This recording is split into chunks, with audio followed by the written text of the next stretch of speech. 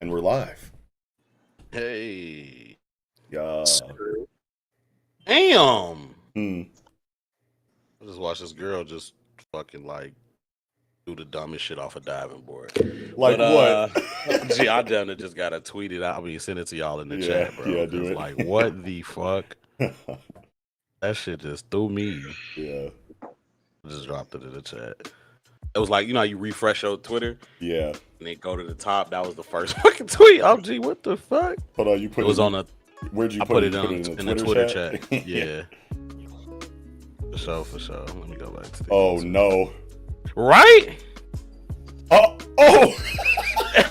Like, damn, what's shorty on? What did she think was gonna happen? Ace first, exactly. That's crazy. I know her head hurt. Like a motherfucker, gotta hurt. Are we Gucci? Do Oh, they see us, or is it still say starting? It still say let me starting see. soon on my end. Oh yeah, because the starting soon screen is gonna be up for like the first like 10-15 minutes while we wait for people Okay, to get in here. Then They can hear us. They can hear us. Oh, right they now, can. though. Yep. Hey, you know what's funny about videos like that is like people be exposing how unathletic. Like Ace. majority of humans are unathletic. I'm not even gonna cap about it. I didn't say a word. I didn't say a word. You thought it, bro. We was Nah, serious. you was about to say something. And I was like, you gonna out yourself? No, I ain't out me. It ain't me. It ain't me. It ain't me. know That you talking risky about. I ain't gonna say it though. My bad. Go ahead, finish, GB. The irony in the I know what I was name that how it relates to. It'd be a lot of unathletic niggas, and I think like a lot of humans might fall in the mid range of athleticism where you can do like regular everyday shit that just still into your adult age. It's that tier of humans that just they don't have that type of coordination, bro. And that's what these videos be centric about. Like, cause what was Shorty doing, bro?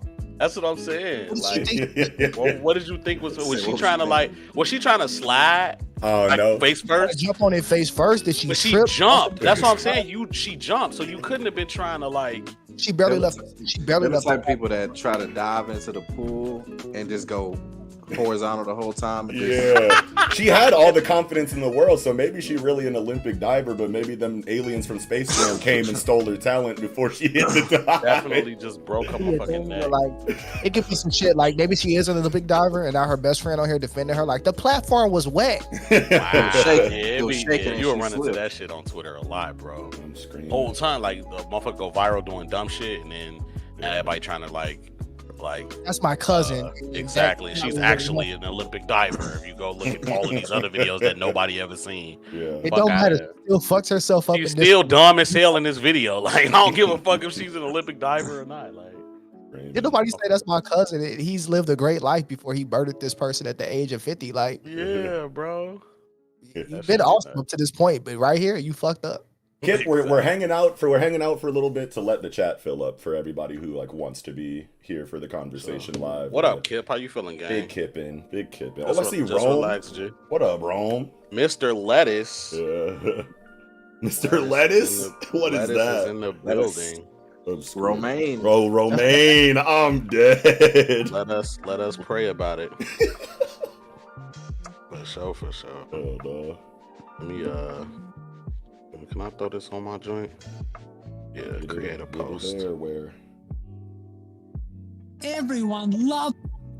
Fuck What was that? I that? mute it. It happened again. Oh, first before I can mute it. GB, what the fuck was that, G? Everyone loves nigga. What the fuck was that? Y'all know these YouTube ads be crazy, bro. Don't do that to me. Oh, them be getting you? Was that double audio from us or whatever? That was like. No, that was for me. I turned on the video, but Oh I yeah. got like my YouTube be on max volume, so I had to go Oh. mute it. Like, Yeah. I knew it was gonna be in a second. Yep. I was that y'all didn't catch that many words, but Yeah. I was not quick enough today. I've gotten pretty quick with it, like, quick draw McGraw, pull up the stream while we're live, and then as soon as I see that volume button, I'm click to mute. Because there's been way too many times where I pulled up the live stream just to see it, and then all of a sudden the double audio just like comes in, and I'm like, oh, Bro, that's- what is that? What is that? Yeah. And also, like, as YouTube gets smarter with the ads, you low key exposing yourself. That's true too. Mhm. They are Now you super smart with the ads. Hot Asian babes and Hot Asian. In your area. They're always in your area. Yeah, hot Asian baby. They don't be in our area, bro. They do Don't be in my area, bro. not. I've They do never not be seen in our them. area, bro. I've never seen these hoes in our area. Be like in the state you live in. Fuck out of there. Right. I don't even see them at the bar in like social areas where they supposed to be. Exactly. Yeah, bro, they be like within a 2-hour drive. Yeah. Right. A 200-mile radius. What up, Zay? What up, Iggy? What up, Mello? What up, Mako? Welcome. Welcome to the stream. Welcome. Hey, how's the audio, everybody?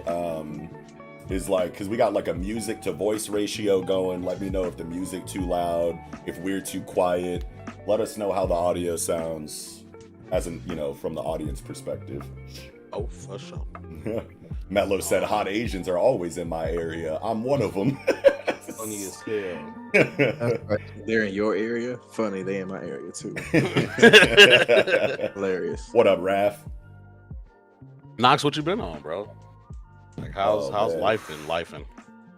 Life has been lifing. I'm working part time at this gas station, and I think I don't know if I was telling GB and Leak about it before you got in, but the last time that I worked there, I'm a clerk or whatever. I'm at the register, and then this like 55, 65-year-old like white woman comes in, and she's like super friendly. She got like a big military backpack on, and so I'm like, is she like homeless or is she like a missionary? I don't really know like what's going on with that or whatever. But she's like 5'5", and she's like looks good for her age. I'm assuming. I didn't ask her her age. I'm but, assuming she's got that like super freckly like plastic wrap, pulled too tight, like skin almost, what I mean? So I was like, you look great, but you're probably like 65 or whatever.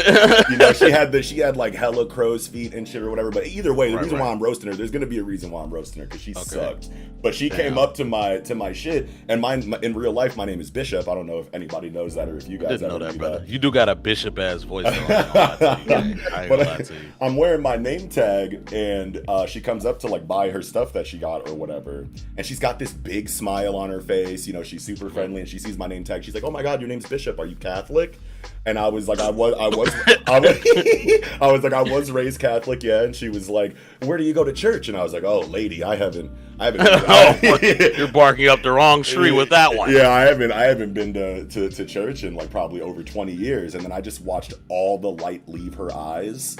But she kept the smile though. She kept the smile. It was like some Get Out shit. You know what I'm saying? It was like some. She's like, "What do you mean you haven't been to? What do you mean you haven't been to church in over 20 years?" Like, And I was like, "Hey man, I don't know. I just kind of like grew up?" ? And she was like, "You're a sinner. You're going to hell." And she started like saying all of this. She said that shit, yo. Like, and there's motherfuckers in line behind her that are like looking like, "Oh no, what is going on right now?" Yeah, And I'm like super hungover because I had just went to. That shit was drunk. I was still turned like at work because I just went to an anime convention the night before. This is Saturday, so this is yesterday that this happens while I'm at work, and she starts going off about how she knows the owner of this gas station and how she's special because she, is the lead. She literally used the words, "I'm special. I know your boss. You're going to hell. You're a sinner." And I'm like, I'm pretty sure the book says we're all sinners. Have to do with yeah, I'm like sitting here like, because my name is Bishop and I was raised Catholic, but I don't go to church anymore. And I'm just like, holy shit. And she's just got like this big smile on her face while she's telling me that I'm going to hell. And it like, have you ever seen the movie Legion? Where they're all in the diner and then like the apocalypse starts and you got that like old woman that's talking to the lady about abortion. All this shit. Yeah, she's like, your baby's gonna burn. Is that Legion? I know what you're talking about. I know which movie you're talking about. I definitely seen that shit. Yeah. That shit was one of the craziest scenes in any scary movie I ever fucking seen in my life. It was like that, but without the old lady eventually turning into like a supernatural demon. Yeah, it was like some Westboro Baptist Church energy. Just like in my face, unexpected. She was so cool and friendly before that, and she's just rambling about how much I suck, basically, in the eyes of God. Before she eventually just walks out. How'd you get out of her? I was gonna say, how you get out? She bought her shit and then she bounced, and I was like, "God bless," you, or whatever. Hi. Yeah, And then, God bless. Hey, saying God bless after that is sick. And she like chuckles and scoffs and walks out or whatever, and then everyone in line was like, "I'm so sorry that happened to you, bro," and I was like. Why you niggas ain't say shit? Y'all supposed to, y'all just sat there and let the bitch do the shit. Yeah, y'all supposed to do The movie something. homie blew that old ass lady away. Yeah. He did blow that bitch. She still was alive, but he did blow that bitch. He blew her the fuck away, bro. It was fucked up, bro. Okay, but that's what I like immediately have been dealing with is just like weird ass customers at this gas station I work part time at. But other than that, just content creation, being a father, regular, degular, human shit. You know what I mean? Yeah. You ever run that fade with your homie? for telling me that I could come to his house to record with y'all and there would be no issues, and then as soon as we link up for the call, he's like, yo, keep it down. My dad's like, my dad thinks you're too loud. And I'm like, what the fuck did you bring me over here for then? Like, what the fuck? That was so funny because I was supposed to be on mute. I thought my headset mic was going. I pulled my headset up to cuss him out, but it was taken from my studio mic and y'all heard everything, and that was just so funny. It was fucking classic, bro. I'm so mad we don't have that recorded. I hate that we missed is that. Because that was a funny ass moment, bro. That was an S tier ass moment. I think I told him, I was like, bro, don't get body slammed out here. Like, I'll body slam you did, bro. House. You did. All that shit to him, bro. You did, bro. You was talking that shit. Like, it's in his house. And yes, he's in the wrong. I think you drove like an hour and a half or some shit to get I drove about 45 minutes to this man's crib. Yeah, bro. That's a long ass time to drive for him to get there. And he was like, and I knew it was gonna be a problem because you was like, but it's me. Yeah, like this is my voice. It's me. And one, it's that, but also it's like I've known this kid since I was 5, and like his dad is like really good friends with my dad, and like we've just known each other our whole lives, and his dad knows me and my voice, and like. So when you go to your dad and you say, yo, Bishop's gonna come over here and do a recording, he should already know what the fuck it is. You know what I'm saying? Right, so it was just like so funny and stupid. Don't get body slammed. Hey, you was gonna beat dude ass in his crib. We be tussling because he always be on that shit. And I'll be like, dude, I really gotta break you in half over this shit, man. And it's like, I'm tired of this shit. Because he was always running like pranks and shit on me. Like he was like, you know, a shitty prankster in high school. And like one of the worst ones that you like ever seen. Like there was this one, I'll do 2 examples and then I'll let you know why. It'll make sense why I'm always threatening him. So an example of him pranking someone other than me, and this is really fucked up, but keep in mind we're like 15, 16, 17-year-old shitty high school kids, and we found one of those mouse spray bottles, you know, with the sour shit in it, and then you like spray it on your tongue and it's like sour candy or whatever. We found one of those, and he ripped the logo off of it, so it was just like a white cylinder with the sprayer attachment on the top. He brought it into the bathroom, took the cap off, dumped the fucking bullshit out, rinsed it out, and then pissed in it. And then he went up to one of our bullies, one of these, like it was a because we were it was a jock. We were, you know, we're comic book nerds, skateboarders, right. You know what I mean, like whatever. We got, and it was a very you know, cliche, stereotypical high school where you had, you know, established cliques like jocks, nerds, skaters, etc. Grassy High. Right, exactly. So like we have this arch nemesis group of bully jocks that we fucking hate, and he went up to one of them with the piss in the mouse spray bottle, and he was like, "Yo, Brad, like I got the most and sour." And the nigga name was Brad. His name is Brad. You can't make it up. You can't make it up. This is real. This word to God. You know what I'm saying, or whatever. And he's like, "Yo, Brad, I got this intensely sour mouse spray shit from overseas." You know what I'm saying? No logo. Yeah, no logo. If you can handle 10 sprays of this back to back, you're a god. And he's like, "Man, give me that shit." And so he sprayed it in his mouth like 4 times before he realized. Well, he tried to do it real quick, like goof, goof, goof, goof. And then like got like the 4 sprays in and realized what was happening. And my homeboy Nick is like looking at him like, yeah. And so he chases him down the hall and beats the fucking shit out of him. So that's one example of how shitty he was in high school. And then he pranked me. I thought I was safe because I'm like his right-hand man or whatever. And so we have a la carte in our lunch cafeteria. So you get your regular bullshit hot lunch or whatever from the school. But then if you got money, you could go, you know, hit a la carte and get like the actually good food. And he developed this combo where you get the chicken strip basket with the fries underneath it, and then a jalapeno cheese cup that you usually use for nachos, and then a Propel. You know what I mean? Like that was his shit. He started that. Everyone started copying him. But I would always get hot lunch because I was broke, and he would always have that. And I'd always be like, yo, can I get a fucking chicken strip? Like, can I dunk it in some cheese? Like, can I live lavishly with you one time in this motherfucker? Right. And he would always say, no, go get your own. Get your money up, nigga. Ha ha. You know, like all the jokes or whatever. So then one time he's broke and I have money. So he's getting his hot lunch, and I was like, oh, is that hot lunch? Oh, I'll be right back. And I go to a la carte, and I get the chicken strip basket with the nacho cheese cup. I come back, I got this big grin on my face, Richard Gere smirk on, eating my fucking. He said Richard Gere. You know, and I'm dunking the shit in the cheese, and he's like, and he's like, can I get one? And I'm like, fuck no. The tables have turned, you know, and he's like, sits there for a minute and thinks about it, and then goes, aren't you missing something? And I was like, oh, I forgot the Propel. I'm tweaking. I'll be right back. And I run up to go get the Propel, come back, you know, untwist it, you know, gulp that shit in his face like hardcore, and then go back to eating my shit. And I grab the fucking, you know, last chicken strip, and I clean the inside of the cheese cup with it, and then eat that shit like, oh yeah, money well spent. And then I pick up the cheese cup, and there's a handwritten note under it. And I open up the note, and it says, I spit in your cheese, Nick. So while I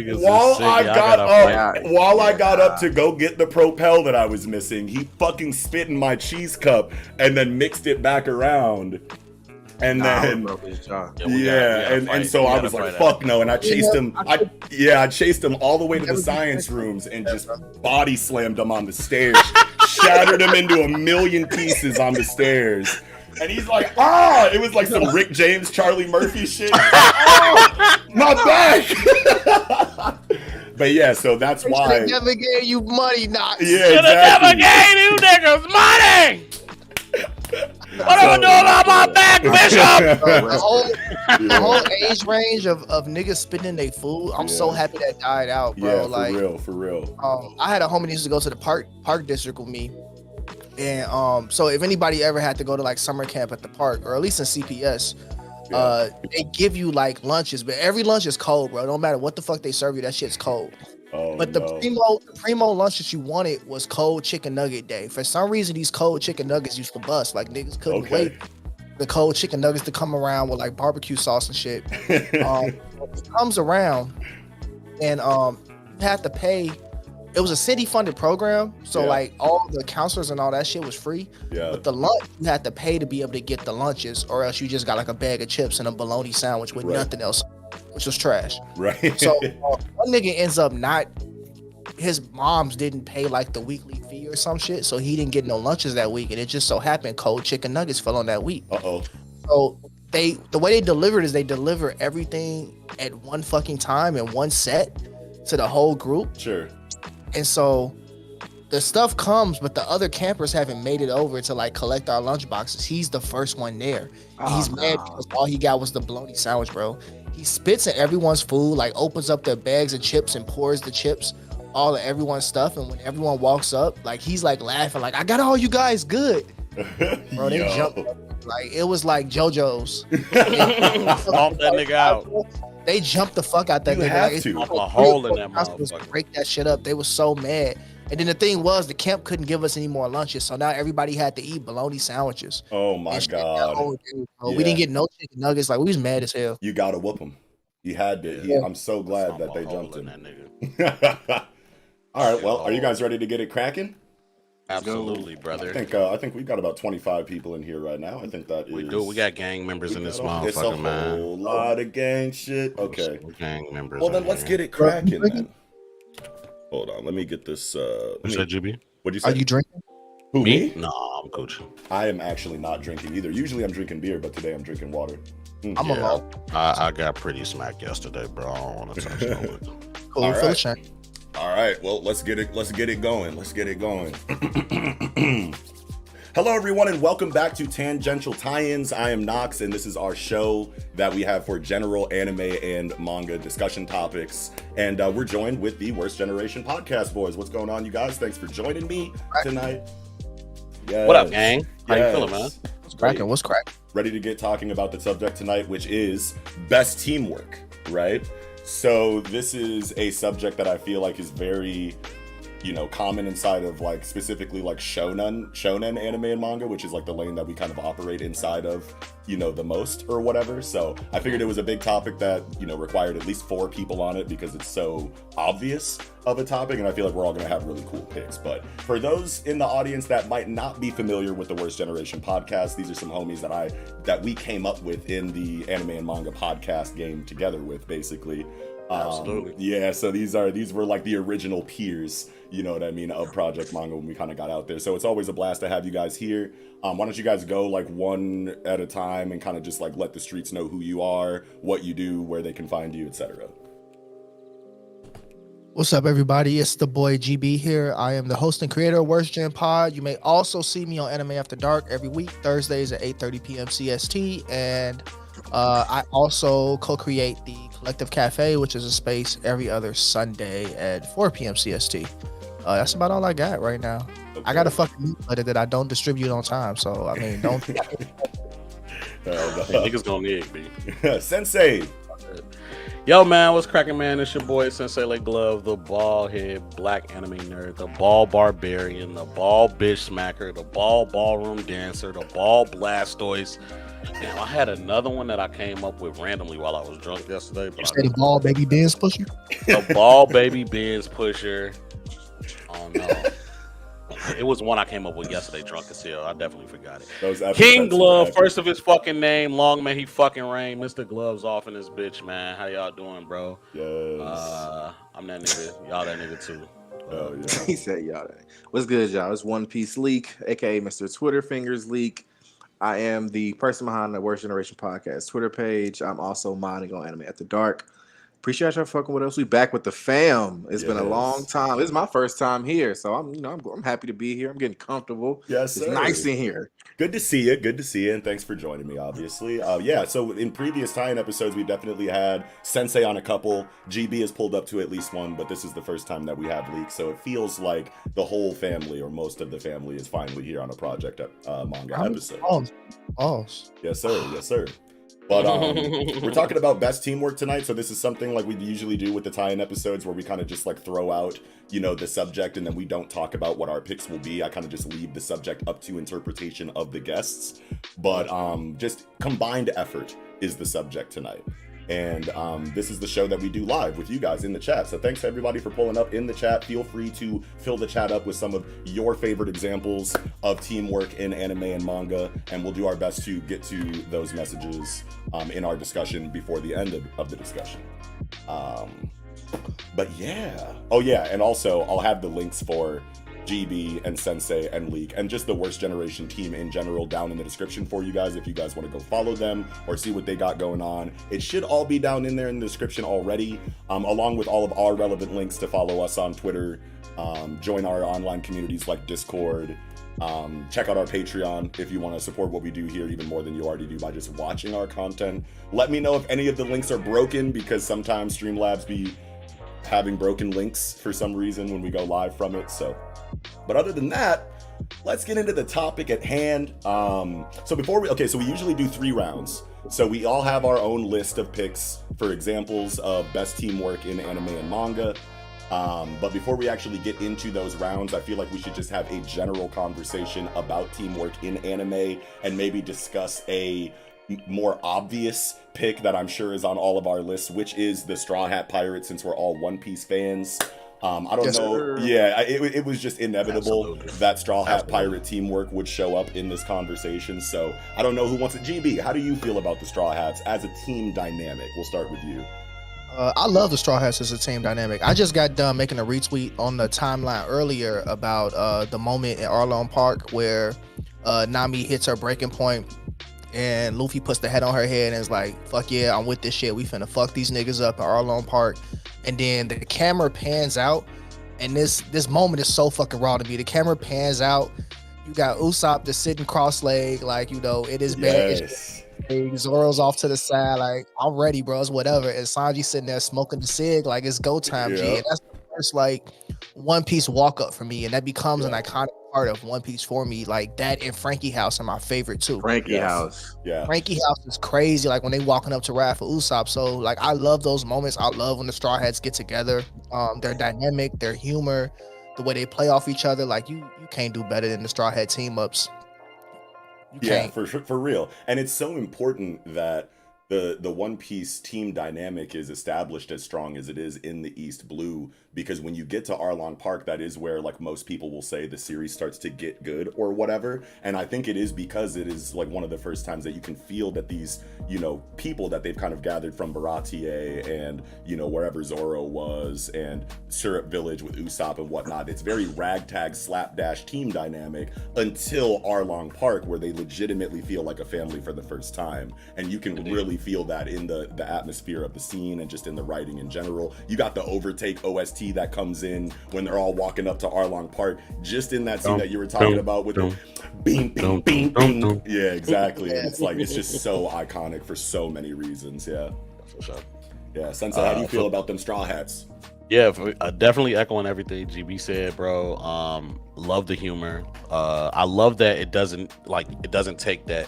It doesn't take all of them to be together for them to still be a dope ass fucking team and know each other. Yes.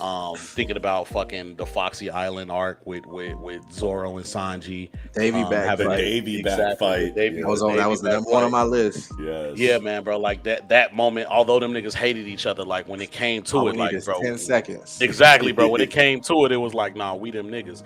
And the same thing matters, like even more recently in like Wano with Sanji and Robin, like, you know what I'm saying, having that moment of just knowing your crewmate, knowing like when Sanji's calling for help, all of the Nami's, oh yeah, he must be fighting some bitch. Yeah. You know what I'm saying? Yeah, like yeah. just that Robin needing the affirmation. He knew Robin was gonna show up. He knew whatever the fuck trap that Black Maria said she was gonna lay was not gonna matter. You know what I mean? Right, Like they just know to ride for each other. You know what I'm saying? And I absolutely love that. And them niggas, whether it's all 10 of them niggas or if it's 2 of them niggas, Yeah. you know what I'm saying, or 3 of them niggas, they gon' It's always gonna feel like gang shit, family shit. For yeah, sure. absolutely. Oh yeah. Leek, how you feel about the sure. Straw Hats, man? I mean, we could talk about them as a whole, but I think the most impressive thing for me is like how they work in like tandems. Of course, you got the Davy back fight with 2 people who seemingly hate each other. Yeah. They kind of like Naruto and Sasuke, where they don't really have to communicate. That shit Cook, all respect. kick me over there so I can go cut this dude up. Or Yeah. even Zoro telling Usopp, hey, I need a trampoline so I can go cut that dragon head off up there because I can't fly. Yeah. Or Yes. let's talk about Wano. Apu running around with the cure for the disease, and Zoro is like, what the fuck is, nah, let me just go ahead and end this real quick. Exactly. Hey, here's a cure. Handle that. Yep. Go ahead and do what you got to do. He literally asked Chopper, like, is that what you need? Like, if I get that, you're gonna be good. Yeah. Chopper's That's like, it. yeah. He like, Okay. all right. Then we gonna Like, get it that just shit take about- right now. exactly, bro. Yes, Like, no more. No questions asked. I Yeah. love that shit. And I think one of the more underrated duos is Usopp and Nami. Hell Like yeah. two seemingly quote unquote not powerful fighters the who weakling trio. they literally ride for each other and cover each other's asses. Even if they running away, Yeah. they covering each other's asses the whole time, and it's second nature. Yeah. Yeah, some other strong examples. I feel like, well, obviously on the thumbnail you have Tactics 15 docking Big Emperor when they all jump on each other and make like a Voltron out of the Straw Hat team. That is a top 5 One Piece fight. I don't give no fuck with nobody. Says. No, for sure. The Straw Hats versus Oars is definitely a top 5 One Piece fight. Period. Absolutely. Period. Bro. And I do like the what Leek was talking about like the tandem team ups. You get these cool duos, inside of Straw Hats. So like, just like Sensei was saying too, like no matter whether they're all together or they're broken up in various different groupings, it's always going to hit just as hard because that team dynamic has been fleshed out and established as strongly as it has in the beginning of the series. One of the better examples of teamwork too is when they're fighting Oars in Thriller Bark. And like, I feel like that is one of the times where they're all just on point against a common enemy together, and they're all there. You know what I mean? Like, they're not split up having their own fights elsewhere with random collections of team ups. Like, no, it is the entire team working together back to back to back. I think Frankie takes 2 big ass Colosseum pillars out and like makes nunchucks out of them or something like that, and then Zoro sticks a sword in it and fucking like bashes Oars in the leg or something like that, knocks him off kilter a little bit. Then you got Sanji that pulls up with the anti-manner kick course, goes like perfectly horizontal as he shoots this Johnny Cage ultimate kick. Exactly. You know, with the Animation fucking was after fire. images behind it and shit. Yeah, like, and the animation was on point. Everybody was in their bag. I think that's the first time we saw Robin hit the fucking wing technique where she like makes wings out of her sprouts or whatever and flies people around the battlefield. That shit was so tight. Yeah. I think the thing that makes a Straw Hat special, and since we're doing this teamwork episode, a thing that makes teamwork moments like really big for me is when you like have those moments with them beforehand. So like what Oda does really well is when he's like building the world, you also get like the Straw Hats development together. You see them on the Going Merry or on the Sunny, and they're like hanging out. You see different combinations of them, how their personalities interact, and so that trust makes sense. And then when you see them trusting each other in the moment and working together, it's like it's the culmination of everything that we watched before. And so Oda off screens a lot of shit, which you know his fans be upset. But I never really want Oda to get to a point where he just off screens all the slice of life type moments of these characters, because it makes these big moments where, you know, it's concerted effort from all the Straw Hats to fight Oars, or it's what goes down in Wano, or even like, you know, even small moments. That's a very small moment of Zoro trusting Chopper.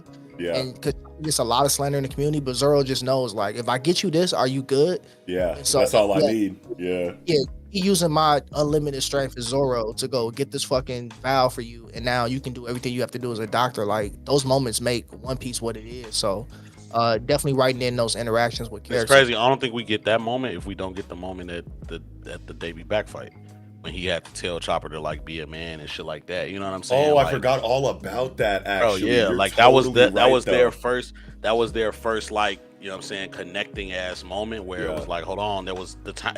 We're having a moment as me and you, and I'm telling you as your crewmate, as the, you know what I'm saying, the first mate. Yeah, you need to toughen the fuck up. Like, stop fucking crying. Yes.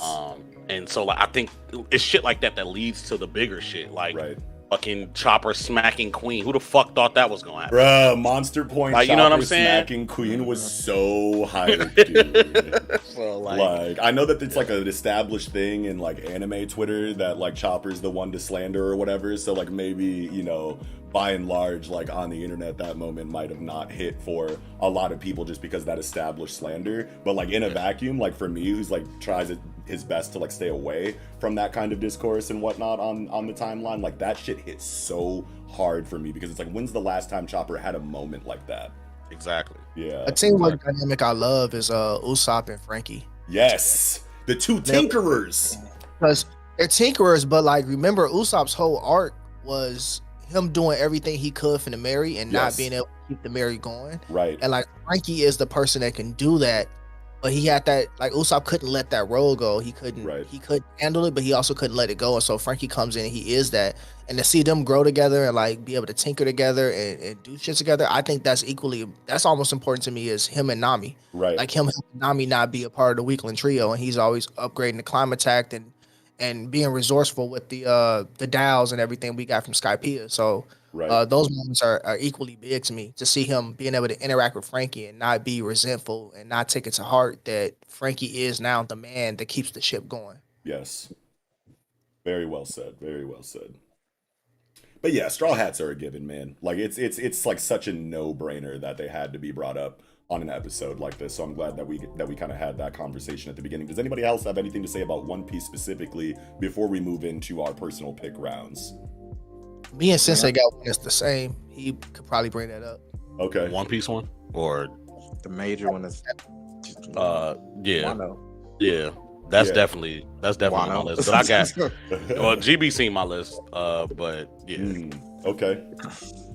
Wait, do you want to bring them up later? That's cool too. Yeah. Oh wait, no, we can bring them up now. Shit. I mean, since we're on the topic of One Piece, right? The supernovas, the supernovas, absolutely. Oh yeah, on the roof. Yes, sir. Yes, that's damn near. That's damn near.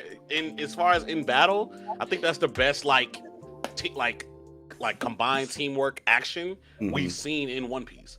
Like seeing them niggas with such intricate like techniques and abilities play against these two fucking powerhouses with the same. Like both of them niggas bags are deep as fuck. Yeah. Like very fucking deep. And to see niggas like Law, moving niggas around the field, playing. I don't even want to call it defense, but just like really being the chess master. Yeah, being a chess master while you know what I'm saying, you putting Zoro in a position where his attacks can land. You know what I'm saying? Because Zoro's not the nigga that's going zip zop and now he's in your face. Like he's charging a fucking attack. So like he putting niggas in position.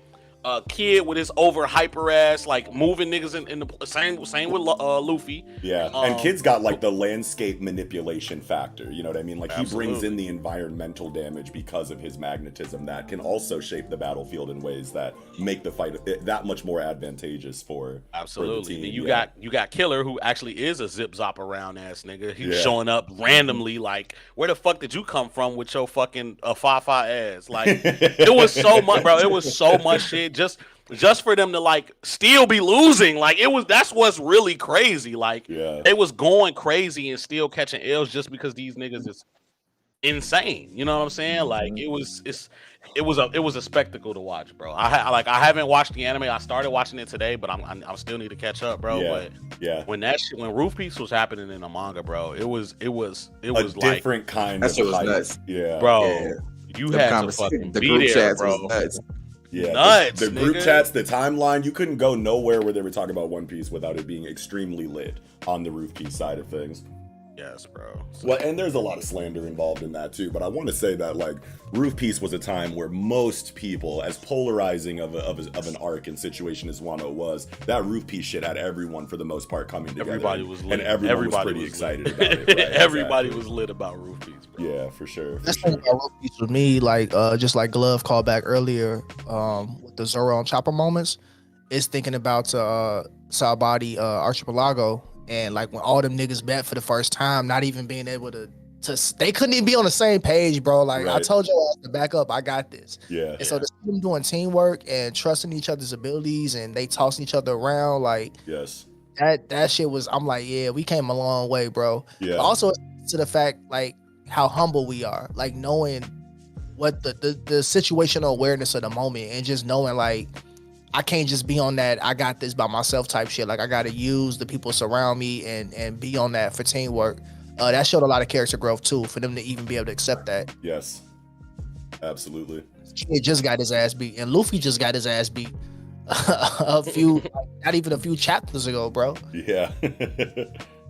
Hell yeah. And I think that like now that I'm kind of like this just kind of popped into my head. I want to say that in the East, Japanese writing, you know, for manga specifically inside of like the shonen demographic puts a lot more emphasis on teamwork than I want to say most other areas of fiction in my experience, right? Because like if you look at, you know, Western comics or, you know, just Western fiction in general, there definitely is good teamwork dynamics involved in those stories, but like you see it as just we're all coming together and doing an attack together, you know what I mean? But then you go over to Eastern writing you know, styles, and they have these power systems, you know what I mean, like in shonen or whatever, and the power system situation allows for that teamwork to come through more because it's a team of people that have specific, you know, specialties, and when they come together, those specific powers either complement advantages of the whole team or supplement the weaknesses of the whole team in ways that are a lot more deep and layered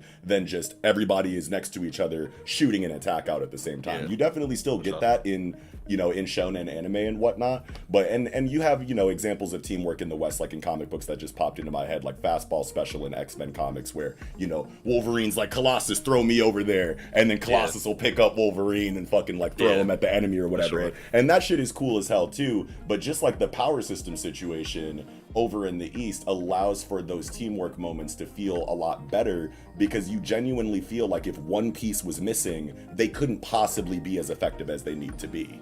You know what I mean? And it's a lot harder to feel that in other works of fiction where it's just all of us lined up shooting a team attack out. It's like, well, we know that we all need to be together to make this damage effective, but like, what is it about our specific set of abilities that shows how important it is that every member is here when they are? You know what I mean? Yeah. So that's Big why Mom don't get taken off the roof without everybody getting up there. That's exactly. Exactly. It's like art imitates life, bro. Like Yeah. over here in the West, we're a very individual society. So like when we write our heroes and our characters, you know, they have their individual powers and strengths, but really don't get into like how that fits in the grand scheme of things. You Right. see stuff in the East. I think power systems inherently, that's a very communal thing because Right. it puts everyone on the same scale. Like you're able to rate everybody at one time in context to others. Right. But we got that in the West. Like, what's the scale with Superman and Martian Manhunter? You know, Yeah. like I comparing which abilities they have. Like they both have flight, super strength, shit like that. Yeah. So like when you get over to the West, you do see those attacks. Like they do shit together, and it's like, okay, that's strength and speed.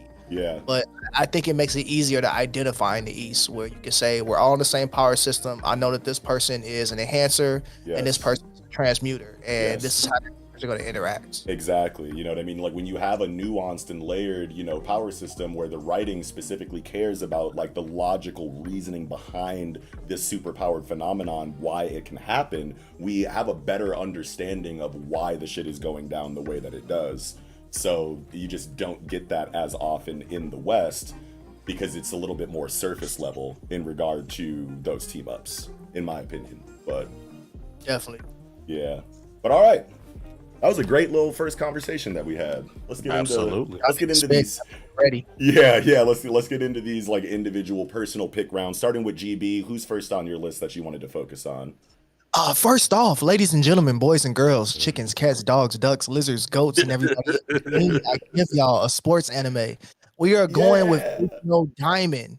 Ooh, Let's nice. go. Talk that. So me, I'm gonna give y'all a little backstory. Me, I played second base from most of my baseball career. I did have a little stint in the outfield after an injury, which I hated because outfield was boring to me. But I played second base for most of my baseball career. So Ace No Diamond really resonates with me, especially the character Haruchi. And so they're going up against Yakushi High in the finals. This game has been building up where Sato, which is the team of the main character Samura, Sato has been a very defensive team. We know that Samura is going to throw pitches. They're going to be crazy, and the defense is going to have to be there to make plays. And so they go up against Yakushi High, which is an offensive team. They got a huge hitter on the squad. He's belting everything to the outfield. And so this game is really like, it's a back and forth. And the teams are learning from each other. You're wondering if the momentum will be shifted because Sato finally figures out like a huge offensive play, or Yakushi finally pulls off like this crazy defensive play and it's hinting at that. But then all of a sudden we get a line drive. It goes off the pitcher's mitt. What's his name? Kawamaki. It goes off the pitcher's mitt and the ball deflects. And so it's behind Kuramochi, Okay. shortstop, and so he makes this amazing like bare hand grab behind him to catch the ball, and then just cool as shit, just give Behind the ball back? Second base behind for the double. For the double. And this is and so like when you think double plays and you think baseball, and if you're a football fan too, this is just knowing that your teammate is gonna be where the fuck they're supposed to be, bro. Because this could easily be an error that turns into an infield home run or some shit like that, or a triple. This is just you knowing and trusting your teammate will be there. So he gives the ball to flip, just the no look flip, Oh and man. Haruchi is there to catch the ball and turn the double. And this is a huge play that shifts the entire momentum of the game. Nice. And I'm just like blew away. I'm screaming at the screen. I'm cheering. Yeah, I you love have to. This entire play was mapped off a Cleveland Indians play from like 2011 or some shit. Oh, that makes it that much cooler then. It Wow. makes it that much cooler, like to see scenes from Ace No Diamond, the manga and the anime just being mapped off of like real life baseball plays. Yeah. Animation is just cool as shit. It's a beautiful moment. You get that OST, that music that plays on Ace No Diamond, that do do do do, and it's like you just start getting amped up, bro. It's a beautiful ass moment. He turns the double, shifts the momentum of the game, and you're just like, you got chills, you got cold sweats and goosebumps. Yeah, as soon as you talked about the no look behind the back pass to get the double play, like I don't follow Daya and I'm not like a big baseball fan, in general or whatever, but I do be seeing, clips of crazy double plays, on Twitter or somewhere on the internet, it'll pop up on like a Facebook or an Instagram or something like, look at this was crazy. And it is always hype, even though I'm not a baseball fan, just because those are the most exciting moments in the sport, at least from what I've seen. So you bringing up the no look pass behind the back for the double play, like I just felt the epicness of that, like as if I was actually watching one of those clips. And it actually reminds me a lot of White Chocolate in NBA, you know what I'm saying? He would have like the no look elbow pass behind the back, behind the back off the elbow. Yeah, it's like shit like that. That's so crazy. Yeah, that shit is so tight, you know what I mean? And it's cool inside of sports anime and manga, I feel like, because it's like one of those areas of the medium where you can kind of go crazy with those homages to real world sports plays. You know what I mean? Because these mangaka do so much research into these sports, and obviously they got to be huge fans of it, and they can think of all of those really epic moments in the actual game that they can use as inspiration for, story arcs or just moments in their stories. And that's what I love about sports anime. I probably should do Daya. I should probably do Daya. I feel like enough people have told me. I heard that it just got I heard that the chapter that just came out I think it's got like over 700 chapters now or something like that. Someone in a group chat was talking about how Daya no Ace has more chapters than original Naruto does now or something. Maybe that's not right, but yeah. I guess I could just look it up. Yeah. Daya. But no, the moments of sports anime are definitely hype. Oh, you get the action, you get the teamwork, you get everything you get from like regular shonen. But I think the fact that it's put in like this realistic environment, outside of like Kuroko, I think Kuroko's still great, but the powers kind of change the dynamic of it. That's cap. Being able to look, it does, bro. That's cap. Not saying Kuroko is not goated, because I still love Kuroko. But That's not what I think you're saying. I think all that shit is real. Like, it's real, bro. Niggas be in the zone. Yeah, the zone is different. Niggas, bro, that is a real thing, bro. Niggas no do passes are real things. Fadeaways are real things. Yeah. No, Niggas there's not a do nigga who zone, can hit it from like, any I feel spot. like But I the mean, moments are hype for Steph different is reasons. close. When I have a nigga that can hit 3-point shots from any point on the court, like Steph is close, nigga. the other baseline. This nigga was catching He's the inbound close, pass bro. and shooting that shit. I think Steph can do that, gang. You don't think Steph can do that? No, that's a high skill difficulty, bro. That is Bro, not. He has launched that bitch from the other side of the floor, and that bitch Launched that bitch being set and like getting itself together in a practice routine to be able to. Wait, you talking about like that jump in the air, catch He mid-air literally shoot? caught the inbound, turned, jumper. Yeah, bro. I think he can do that, folks. He can't. I think There's no rhythm to that. Can he do it and hit every time? No. But Exactly. it's possible. He can do that shit. He would It's hit definitely that possible. shit 1 out of 20. So I mean, he can do it. God damn it! This is an anime. Like, And even still, he's not set shooting that. Scuba said no, LOL. Only because I'm LeBron here. and 7 said stop it. I'm not saying it's the worst approach. I'm just saying it's a little difference in the sense that when you're looking at like Ace No Diamond, they're making errors. They're doing like real world stuff. There's no powers involved. There's none of that. So like, bro don't have like, he's not hitting shots from baseline, bro. He has to pull these bitches. He has to get in rhythm. Like, that's a little bit different of a vibe. It's just not the same. I'm not saying it's a worse or better way to project it. It's just in a different lane. That's all I'm saying. Yeah. And so like, when you get those moments in these type of anime, it takes me back closer to the real world. Like watching Kuroko, I was hyped the entire way through, because that shit is just gas to watch nonstop. But Ace No Diamond, like, you feel down when these niggas is down, like, and it could be mid game, like, and you don't see the like, I don't know what's gonna happen, bro. I don't know that there's a saving grace. Like, there's no nigga coming up except for like select characters that might hit a bomb or might be clutch, but that's real life shit. There's no select character that's coming up that can save you. Some of this shit is just pure luck, like it's of the draw. Right. And that's what makes like these moments super good in sports anime. And this was one moment in particular, just to pull that double play, bro. And they really nailed the fact that this shit really come down to milliseconds in real life. Like, turn the double play is not easy to do. Right. And when you catch that runner, that shit is milliseconds that you're talking. Yeah, the margin of error has got to be pretty non-existent in a situation like that. And I think that's like a major difference between like, sports anime or sports fiction or whatever in the real world, is that like there's so many more factors involved on why a play won't happen or will happen in the real world that you probably just can't properly emulate in, you know, the fictional medium that you operate inside of. Like whenever big plays happen in a fictional story, it's because they have to for the sake of the narrative, or they fail for the sake of the narrative, and it all hinges on like, you know, one major moment or something like that. But in an actual game, there's probably a lot more to it that actually goes down into like why it was effective or why it wasn't. But the fact that they can come so close in a fictional medium to capturing that vibe is really impressive on the sports anime side of things to me. Yeah. Yeah. That's a great pick. Did you have anything else for Daya? No, that's my first moment. Oh yeah, no, that was incredible. Yeah, you got me. I'm not gonna lie, you got me wanting to hold on. I might at least look up that scene. No, I should just take it from the top and do it right. I will. I'll do it. Sensei, what you got first? So I have I don't have a name for their team, but the specific teamwork moment I'm thinking is Gon and Killua. Hey. And during the dodgeball game. Yes. Yeah. It's one of my fucking moments. Oh, sorry, brother. I mean, I got another one. You want me to switch it out? I can switch it out. I came well prepared. Leak got a laundry list. He said. I was about to say I got swap outs for each of my joints. Yeah, that's why we want bigger lists in case there's overlap for sure. Yeah, for sure. But yeah, no. During the volleyball game, first of all, that's the best volleyball game dodgeball game that is ever animated in any anime. I don't give a fuck. If it's a dodgeball anime, I promise you it's not as good as that. I'm 100% with you on that statement. Like legit, bro.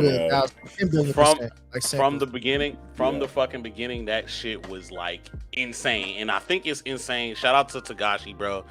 That nigga knows how to write a motherfucking power system. Like, I swear to God. The nin power system makes every single encounter with nin niggas so much better. Like it's insanely good. So you got Razor, who's a nigga who like, and it's like we don't know so much about this nigga, but like we know enough. Yeah. You know what I mean? For us to be so interested in this. Yeah, nigga. we know he was rolling with Jing. That's all we need. Right. He can make copies. These copies are not only able to like act on their own, but they're just as strong as this nigga if they gotta be. Right. Because he's the strongest nigga there. He's tossing these balls, to they ass, and they tossing them around like, and nobody on the other team can even touch these balls. Yeah. Pause. So you have him as the powerhouse, and then you got Gon and Killua trying to figure out how to beat this motherfucker, and not just beat him, but like demolish him. Yes. Like, you know what I'm saying? So you already got him like it's. The picture is painted like you niggas are up against an immovable, like y'all not. There's no way y'all doing this like this. Exactly, bro. Yes. Hisoka's there, Bisky's there, and a couple other no name or you nameless had, like, niggas. What was his name? Gorenu, the dude with the apes. Yeah, bro. Like, no, fuck out of here. And bro, and what's funny, him creating them apes as a way to like try to counteract Razor shit, and it just wasn't even that good. Like it just. That, you know what I mean? So it just fits together like a puzzle. Like the Nen system is so simple yet effective that like it can be applied to all of these like seemingly non-combat situations. Like we could literally play a dodgeball game that makes perfect sense inside of the rules of Nen because the power system is that well written. Exactly. So two top tier teamwork moments from this specific thing. Yeah. The first, of course, the mix up of Gon, Killua, Hisoka. Yes. Catch Razor's ball. Catch the ball. Yeah, bro. Powers. That shit is so insane. And the way that Tagashi broke that shit down to let us know, like, okay, Gon is focusing all of his power on his hands. Catch the ball. Yep. You got Hisoka smothering it, so it's not momentum. No. Yeah, you know what I'm saying? Slow that Hisoka was smothering. Slow that motherfucker down. Mm-hmm. You got Killua as like in between, bro, as like the main nigga who has to like perfectly like manipulate balance his men, balance his so that Gon can stay up. Yeah, he can stay up, and he don't push Hisoka, so Hisoka can focus on that ball, bro. Yes. The way I was Razor like, broke, this the way shit Razor is broke hot. that shit down was crazy. Bro, I was like, bro, this shit Especially is talking about Killua, how he had like a 5% chance. Like there was like bro, it was like the margin of error was like the margin of error was like so small, bro. If he put too much energy in his legs, on his legs, it was over with. They would have went backwards. Yes, that was like one of the coolest ways to break it down too, because it feels like it's just like a well-oiled machine. You know what I mean? Like where every part is a gear that goes towards the overall effectiveness of the machine. You know what I mean? And when you can break it down that well, it means you're a cold-blooded writer, first of all, but also you just have that good of a power system to be able to even do that in the first place in a way that makes sense. You know what I mean? In a way that makes sense. A weaker mangaka, you know what I mean, could have done the same scene, but not made it feel that perfect. You know what I mean? And a commentary on top of it. Yes. Yeah, bro. Yeah. Bro, it's just the niggas on the sideline. I cannot believe they're doing this. Chimed in saying that Killua didn't have the experience to pull it off, but he got by on his talent alone. Yes. Nuts. Shit like that. It's shit like that. You know what I'm saying? Like that's how you hype characters. Like you know what I mean? That's how you hype moments, hype characters, hype shit. Like you know what I mean? Like just that shit like that. And then the second moment is of course Gon and Killua. When they go on the offensive, Killua holding the ball for Gon, but using very minimal nin, fucking his hands up, so that Gon could get this shit off the way it gotta go. Because if you use too much nen to protect his hands, then the nen from Gon's Jajankin rock would get absorbed and like kind of assimilated into the nen that so that the ball wouldn't go as hard. It wouldn't have as much momentum. It wouldn't have as much momentum, as much power. So like he understood again. They from the beginning, no, we trying to destroy this nigga. Like it ain't. We just want to win. No, we want to fuck this nigga up. Yeah, for real. So yeah, bro. They forced that nigga to receive. Like, and even that is a feat. Like, you know what I'm saying? Like, they forced that nigga to receive, and of course, Hisoka comes in with the dub. Yeah. What makes that scene so great is that, like, even though they had this very well crafted plan for the offense, it wasn't enough. Like, because Razor was still able to receive it, and then they had to think of something else to do to like kind of like make up for the fact that their master plan wasn't immediately effective. And that's like where it really gets compelling, because like you put all of this writing towards the buildup of this strategy, and you go, okay, well that's the tech. They're obviously gonna fucking win with that because of how much buildup went to it. But Togashi's the kind of writer that's like, oh you think it's all good just because we've spent so much time building this up? No, well the antagonist has a proper answer to it, so now what? And you're just like biting nails, butt clenched, like what is going to happen next? And that uncertainty and that tension and that worry is stakes. That's when you can feel the stakes, is when you legitimately do not know what is going to happen next. Yeah, for sure. But yeah, that's my that's the first one on my list. Solid, mad solid. Leak, what you got? But you took one of mine. So can we go JJK? Yeah, absolutely. Fuck yeah. Can we go JJK? Yeah. No spoilers though. We'll just keep it strictly to the anime. Yeah, but, anime friendly if you can. Toto and Yuji for one. Oh yeah, indeed, that's on my list. Toto and Yuji for one. On my list. Okay. Yeah, we gotta talk about Toto and Yuji basically coming in to fight each other, and Toto actually recognizing the potential in Yuji to, you know what, I could beat your ass some more, but you honestly aren't using your powers effectively, and I need to build you up a little bit because you have potential. Right. So I'm gonna train you. Yeah. And then when all hell breaks loose, and you got what's buddy name, the curse that comes in. Hanami. We got Hanami. Yeah. Before we even get to that though, can we talk about Megumi with can't remember the dude's name, the blood dude. Wait, the blood dude. Yeah. When they was fighting each other. And then that's when Hanami showed up. Hanami showed up. Oh yeah, Noritoshi Kamo, absolutely. Yeah. And then they developed their own little system of, all right, so we're gonna have Inumaki speech freeze them, then we're gonna hit them, then we're gonna run. We're gonna keep rinse and repeat this, and then that shit don't work, then what happens? Then OG Maki pulls up with the sword. Now we got Megumi and we got Maki teaming up to fight him. Yes. Oh, well, you know what? We're not gonna stop there. Let's give you one more. Let's give you Toto and Yuji. And you know what? I didn't train them up. I'm not gonna help you. You gotta land this black fast on your own. Yes.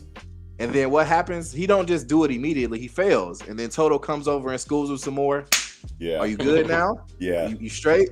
You got it out your system? That's what feels so Alright, good bet. about that situation is because Toto is introduced rather antagonistic into the series. Oh, you know what yeah. I mean? He's Came like in, beat the Megumi delinquent ass. douche who like, you know, is just whooping people indiscriminately and just like a force of nature that everybody in the school is kind of worried about, or at least the audience, me and the audience. I'm like, oh my God, this guy kind of sucks. What are they going to do about that guy? And then as soon as we get the writing that breaks down why Toto wants to help Yuji, even though he was, you know, pretty antagonistic up until that point, is like, it makes sense because even if we are at odds together, now that this new antagonistic situation has come into our camp, we're on the same side of humanity. And whatever, you know, Exactly. personal, you know, delinquent high school differences we had before doesn't matter. And it says a lot about the job of sorcerer in Jujutsu Kaisen that children, you know what I mean? And granted, they're very strong, high level children inside of their own profession, but at the same time, like, they are still kids technically, and they can come together in a moment like that and work together as a team of humanity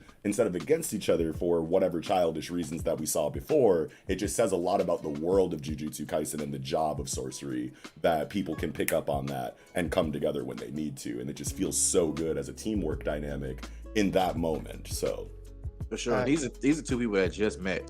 right, exactly. But it's like, we're sorcerers, we're pros, you know what I mean? Like, we gotta come together and do this. And that, it makes so much sense that he would want to bring the full potential out of Yuji despite them clashing beforehand, because at the end of the day, when we gotta fight these curses, we gotta be top shape. And if you're too weak next to me, you could fuck me up because you're missing, you know, You don't know in what certain areas. Yeah. Which The they fact do of the matter, they are essentially the most perfect partners. basically. Honestly, like, essentially, they the most perfect. Okay, just trust me, and then once I'm gonna reveal my curse technique. I'm not gonna tell you what it is, but just trust me and keep fighting. All right, fuck it.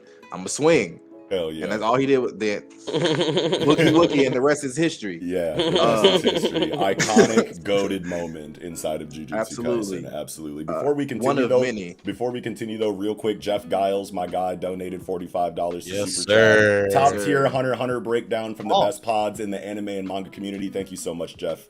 We appreciate Thanks, the shit out Jeff. of that. Appreciate man. that. For real. Jeff. For real. Appreciate you, Jeff. You're a My name is champion Jeff. and a scholar. For sure.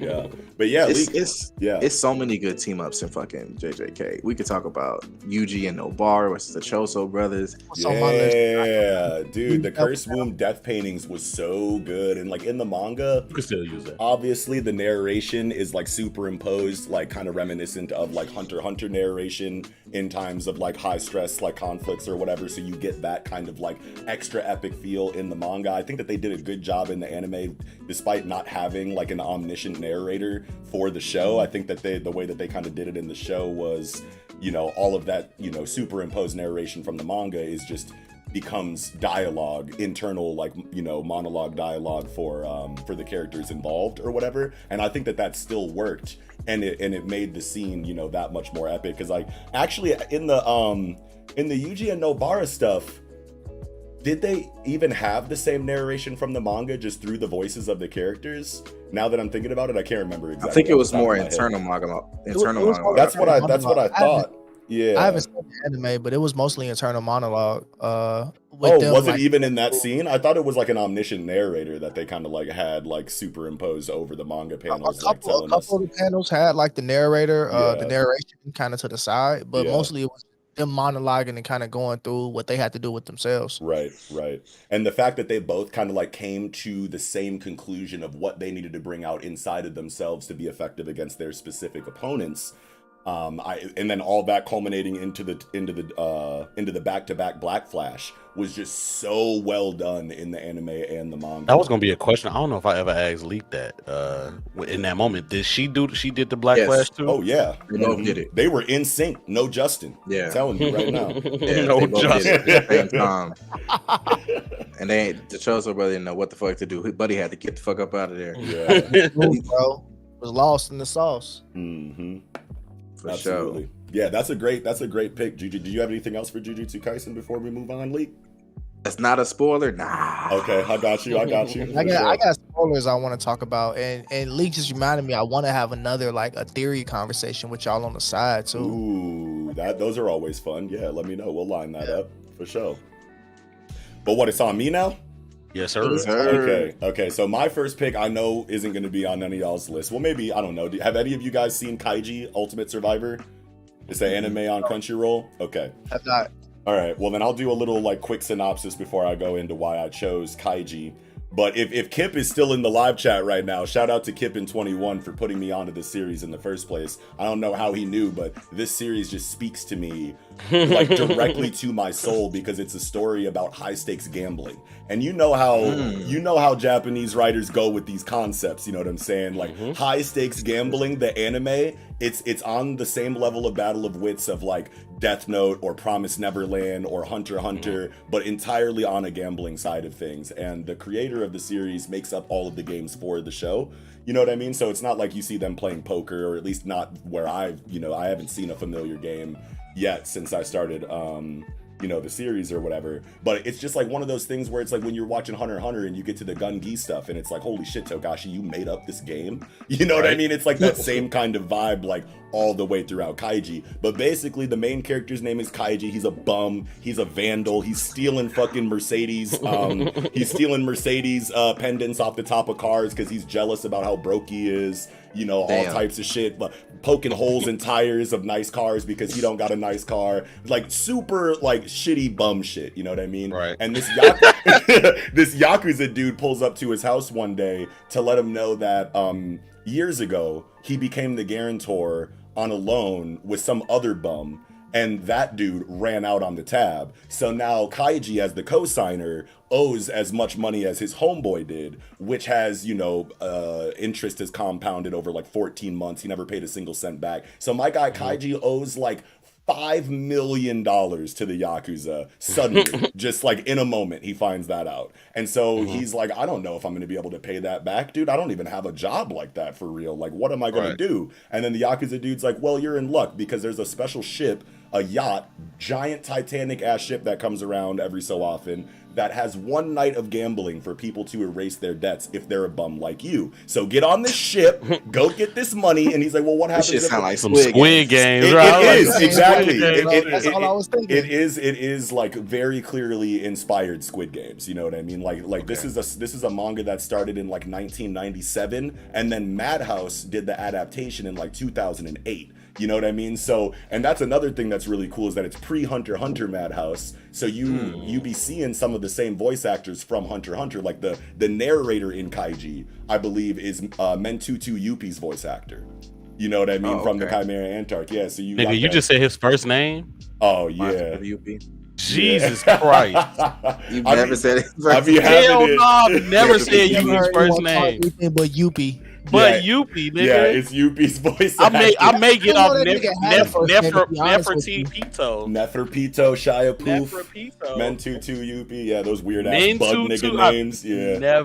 I've never said Yuppie before. I thought that nigga was Yuppie, bro. I don't even think I knew his first That's name. what most people know it as, is just Yuppie. But yeah, like when the queen is first, when the royal guards are first hatching, the penguin dude came up right beforehand and was like, "What are our names?" And she was like, "Oh, I don't know. I didn't even give y'all names. What's that about anyway?" And then the penguin dude's like a book nerd, so he's like, "Well, humans do it like this." And then she's like, "Well, then yeah, go ahead and give yourselves whatever names you want." And then she goes back to her royal, guard like eggs, and she's like, "I think I'm gonna name these guys then." And then she names them, what she names them or whatever. I thought Yuppie was like Prince, just Yuppie. Maybe. I can't remember. But it is Mentutu Yuppie. Like if you Google Yuppie right now, UPHXH, it'll show you like what the whole name is. But anyway, blew my mind, bro. I've never even. Yeah. So the narrator, Hunter x Hunter 17 times. Yeah, I've seen that shit so many times. But yeah, okay. So Yuppie is the narrator for Kaiji, and then you also see some other voice actors. Like you remember that big blue buff nigga from the Hunter exam that Kurapika rocked into the ground because he was lying about being a Phantom Troop member? That dude's voice actor. I'm pretty sure it's also Frankie and Bonclay's voice actor. He's in Kaiji in the first arc as an antagonist. Anyway, so he gets on the ship, and then when he gets on the ship, that's when they tell you what game you're going to be playing that night. And the first arc is restricted rock, paper, scissors. So basically, it's everybody playing Jonkin with their lives on the line. And yeah, but it's cold, nigga. Hold on, wait. So first of all, everybody gets 12 cards, 4 of each play. So you get 4 rocks, 4 papers, 4 scissors, and then you have a fucking like patch on your vest that has 3 stars. And then you go up to an opponent, you play a game, you have to pull out the card first and say check, then you put it on the table at the same time upside down and say set. Both motherfuckers don't know what the play is yet. Then you open them at the same time, and then whoever wins, rock beats scissors, etc., etc. You already know how the game goes. But if you lose, you have to give one of your stars to, your opponent until you run out of stars. Once you have 0 stars, you lose, you go into the other room, and then they do all kinds of crazy shit to you or whatever. That is the assumption or whatever. But you have to use all 12 of your cards in order to complete the game safely. So not only do you have to beat the game with 3 stars, but you also have to use up all of your cards. So you can't just so everyone starts with 3 stars, so you can't just not play. Yeah, you have to play to get rid of your cards. Exactly. So not only does that just create some of the craziest strategy that you've ever seen on like a mind game level in a Battle of Wits story, but also Kaiji is immediately betrayed in the beginning from someone who someone comes up and was like, hey man, team up with me, you know what I'm saying, and we already have 3 stars, so let's just draw over and over again until we use up all of our cards, and then we end the game with 3 stars. Sent them off. Sent them off. Go for that in these type of like shows, like you're in a cutthroat environment and everybody here is down bad like you. Like, why are you trusting anyone? Bro? Exactly, and it creates this very relatable, frustrating atmosphere in the story because you're yelling at Kaiji the whole time, like, dude, you're a bum. Everybody on this ship is a bum. Why are you trusting anybody? Like, obviously this dude is gonna betray you. So they go 9 rounds while they're drawing over and over again, and then by the 10th round, the dude accidentally chooses the counter to Kaiji's play, and Kaiji's like, what the fuck, bro? And he's like, oh my god, I'm so sorry, my hand slipped, I'm such an idiot, this time we'll make up for it and we'll get back on track, don't even worry about it. He takes a star, just for show, because they're in front of like the black suit guys who watch you play. So he's like, he's like, I got you back, bro. I'm gonna just take the star for now, and then we'll finish it out, and everything will be cool. And then the next round, he cheats him again, and then rips the fucking star off Kaiji's shit, and then fucking like pushes him away. He's like, I got you, dumbass. You know what I'm saying? Don't ever trust nobody in this shit. So now Kaiji has 1 star and 1 card left.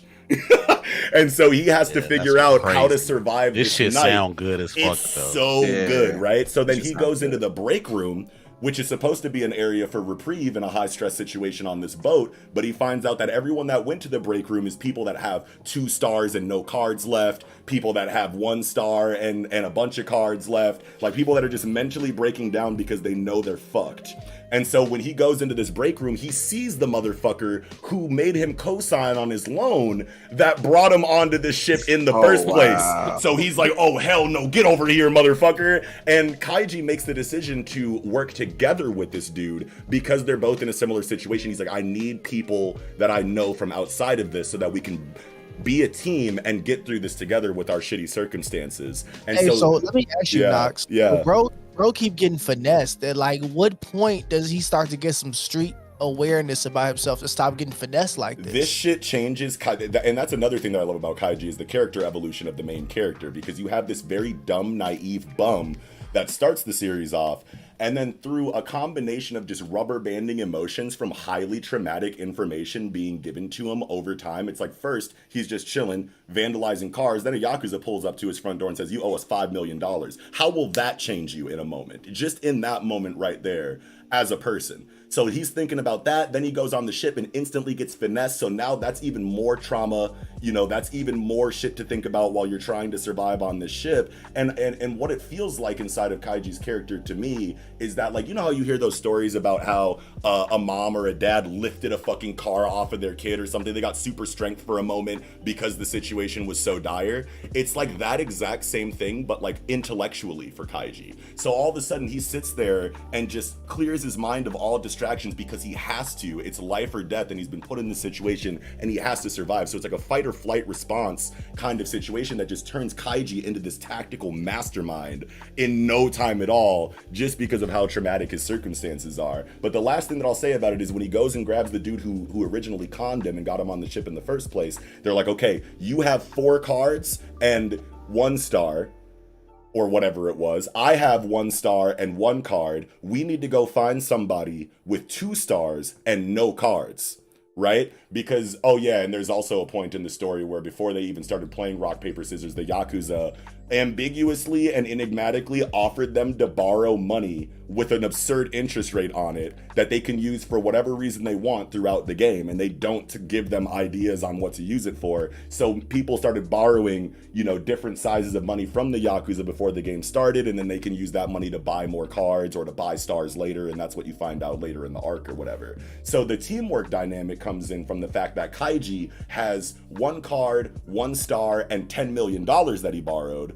And then, you know, the dude who screwed him over in the beginning has 4 cards, or he has 5, he has 4 cards, and then 1 star and like $1 million. And then the other guy that they grabbed, he's like, go back into that break room and find me a depressed motherfucker with 2 stars and no cards, because then we can come together as a team, and then we'll have like, you know, 5 stars or whatever, 5 cards if we put them all together, and then all this money, and we can try to make it work. And it was just so intense when you're watching that arc, because you're like, okay, who's going to betray him? Why are you making a team with these people? And then the dude who he got with 2 stars and no cards to join his team immediately stole a card and then ran away from them to go try to win and get his 3rd star and say fuck you to y'all. And then he caught him, Kaiji caught him and was like, what do you think you're fucking doing? And then his homeboy was like, kick him out, he's clearly a fucking traitor. And then Kaiji's like, no, we cannot fall apart at the seams as soon as we make a new team. So that adds to that frustrating atmosphere of, dude, he just betrayed you, just let him go. But Kaiji's like, no, if we just declared ourselves as one unit, and then we immediately start falling apart, even though we don't want to, even though we hate this guy and we want to kick him out, that will only be detrimental to me and you after we kick him out. So we have to stay together as a team, even though this dude sucks. And it just like spoke to me on like a human spiritual level to see somebody under this much mental duress make these decisions for the sake of his team. So that's my first pick. Everybody go watch. Everybody go watch Kaiji. I didn't do it justice even. You know what I mean? Like I threw out like some spoilers here and there and did my best, but like the show will deliver it to you in a way. What are you streaming? It's on Crunchyroll. Kaiji Ultimate Survivor. It is Shout out so to, good. You said Kipper? Yeah, Kipper Kippin 21, my guy. 21. Yes, Shout out to that nigga for putting you on. That shit sounds amazing. It is really good. And also, I just want to say the balls of this nigga to be in debt $5 million and still borrow, and then still borrow 10 at a heightened interest rate, bro. Like, right? Yeah, I think the APR like compounded like every 10 minutes because the game is only 4 hours. 10 minutes? Yeah, the game is only 4 hours long. So you borrow an amount of money at the beginning, then you start the game, and over the course of 4 hours, you'll eventually owe 40% more than what you borrowed if you go to the time limit. But you can. I know a nigga that's out here on an Audi payment like that. Yeah. Look at Yato. Here go Yato. I stepped away to literally watch a Kaiji episode, and then I come back and Nox is talking about Kaiji. Everybody go watch Kaiji. That shit is gas. That shit is so gas. Yeah, Kaiji Ultimate Survivor on Crunchyroll for sure. I'm gonna check it out. Please do, and let me know if you peep it, because I feel like y'all will fuck with that hardcore, because I know y'all are Hunter x Hunter fans. I know we all seen Death Note. We probably all seen at least the first season of The Promised Neverland if we didn't read the manga. If you like Battle of Wits mind games, this is one of the better examples that I've seen. You know what got me? Times. It reminds me of like Kakegurui or No Gun No Life. I mean No Game No Life. Yep. Liar Game, Jojo, Squid Games. Yeah. Brothers' names on JoJo.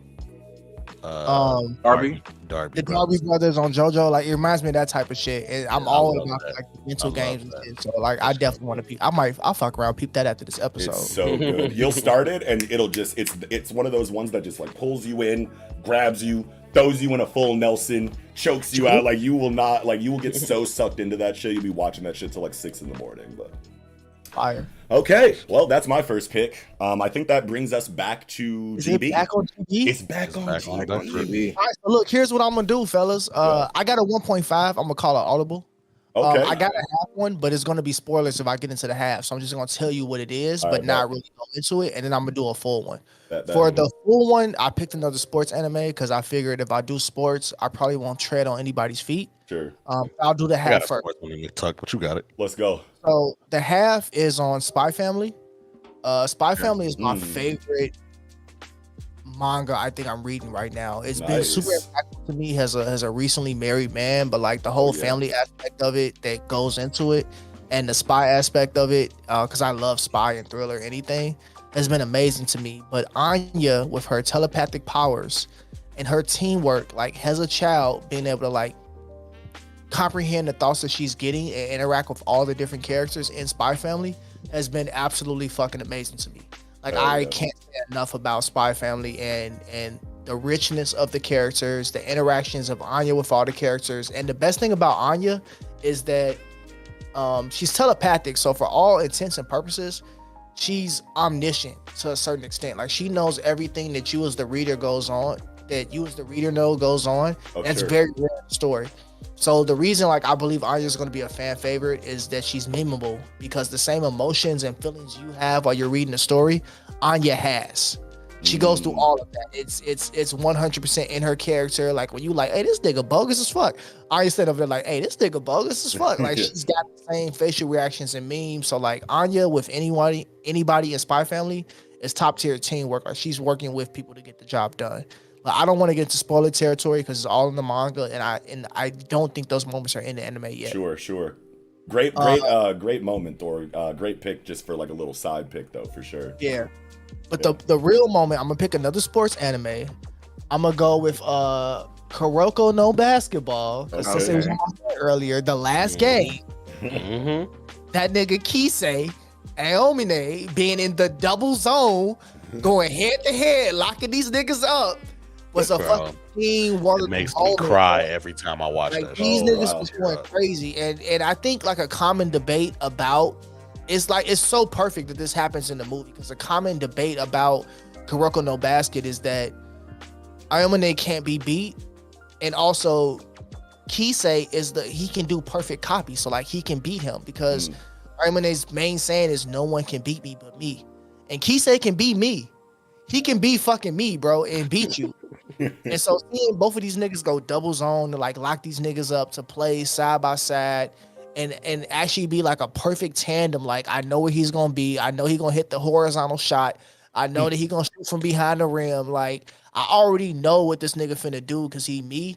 Right. That's perfect teamwork to me. I think that it touched on the fan service of what we wanted as fans to like see those type of moments in the movie. Yeah. It touched on everything that happened like narratively and dialogue wise throughout the entire series, where you had these debates and it was like who's better. Can Kisei really grow to a point where he can push his body to that level? Because another thing about Kisei's powers is like, yeah, he can copy you, but is he able to copy Ayomine? Can he like use his skills to really like mirror and perfect that? And so getting to a point where he could really do that, and we see that in the movie, that shit's a beautiful ass moment. It's teamwork through and through. It's fucking hype. Like I don't know if you were investing in that series, there's no way you're not screaming. Right.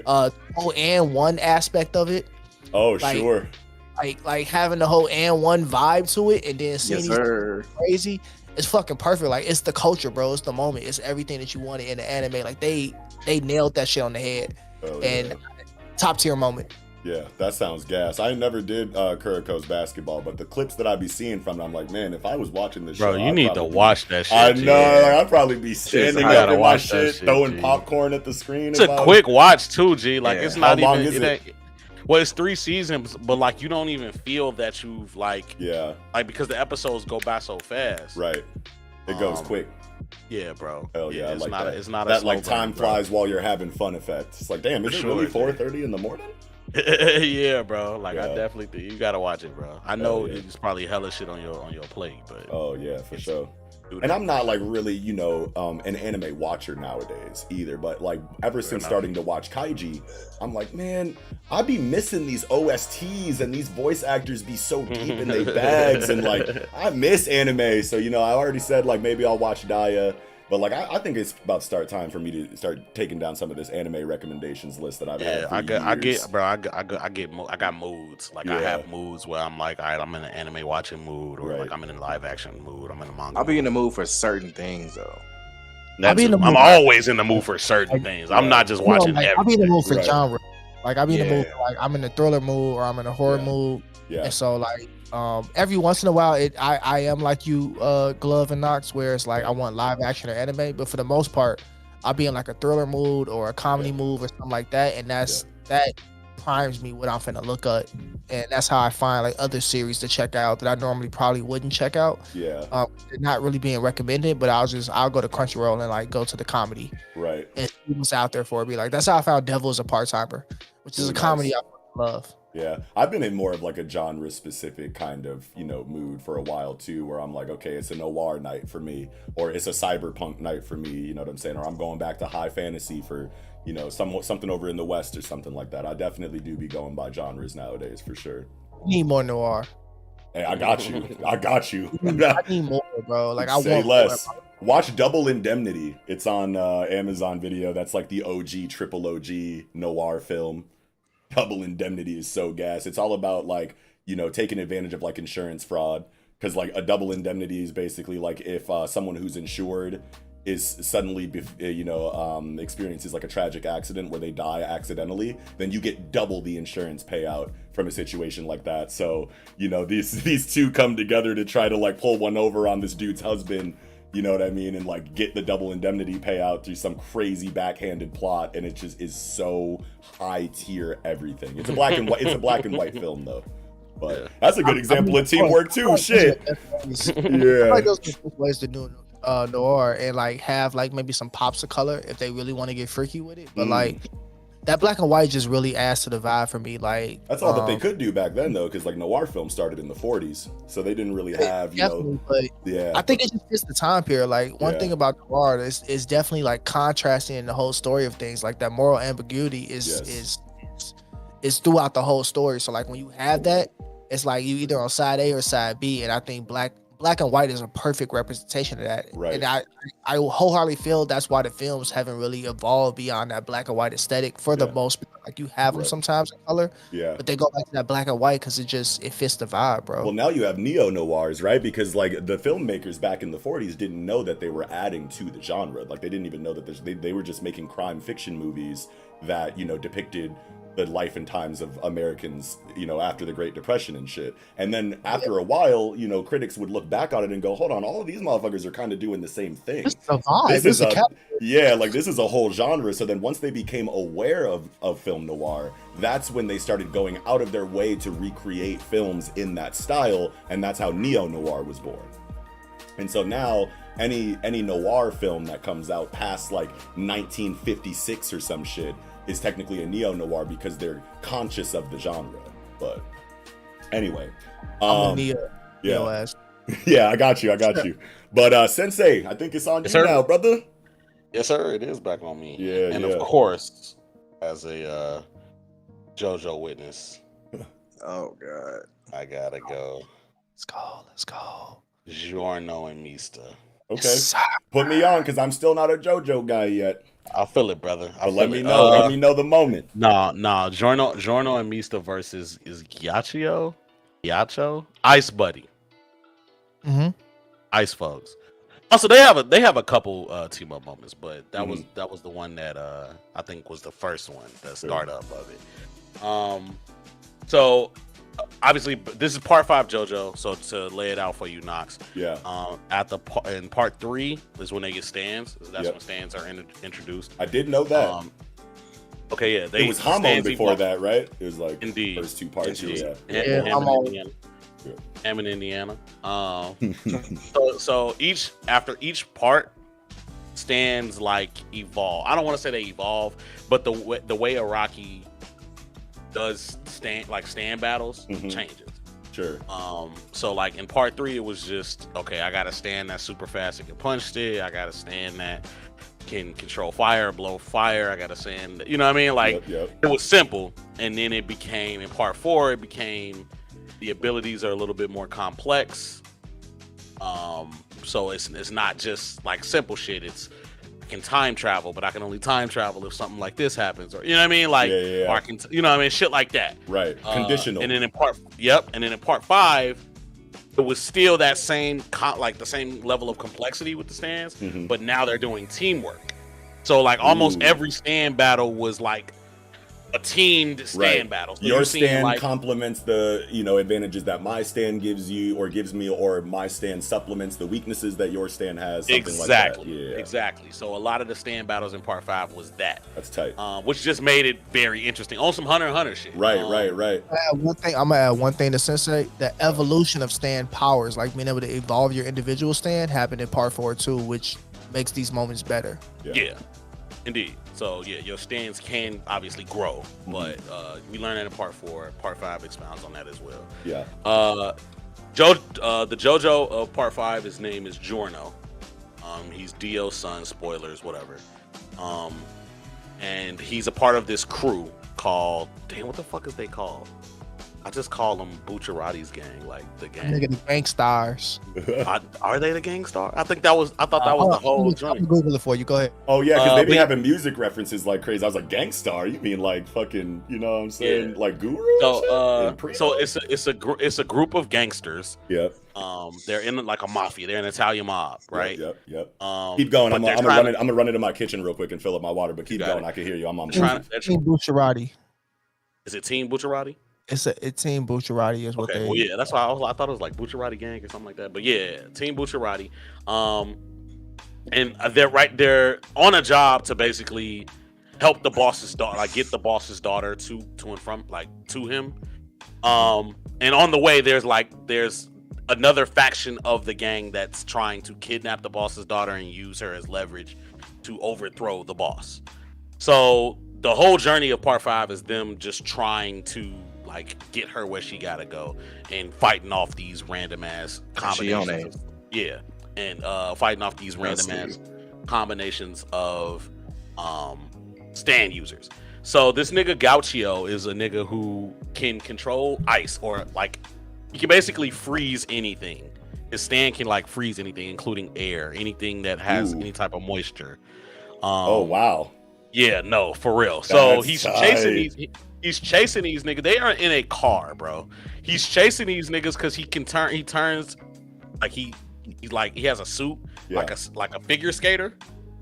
So like he turns the ground into ice and he can like skate. And just starts weaving. Exactly. And he gets to them quick as hell, freezes the car. So like the air inside the car is beginning to freeze. Of course it's taking time, but it's beginning to freeze. So they're trying to find their way out of that shit.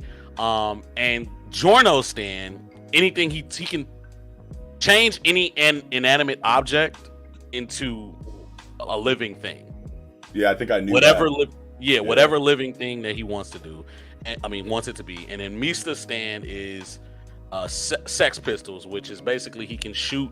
He has 5 miniature stands that basically control the trajectory of his bullets. Oh, sure. So like he can shoot however the fuck you want to shoot, and they basically ride the bullet until they are ready to turn it, and then they'll just kick it to another one, and he'll kick it back and shit like that. Yeah. So they get to a point in the battle where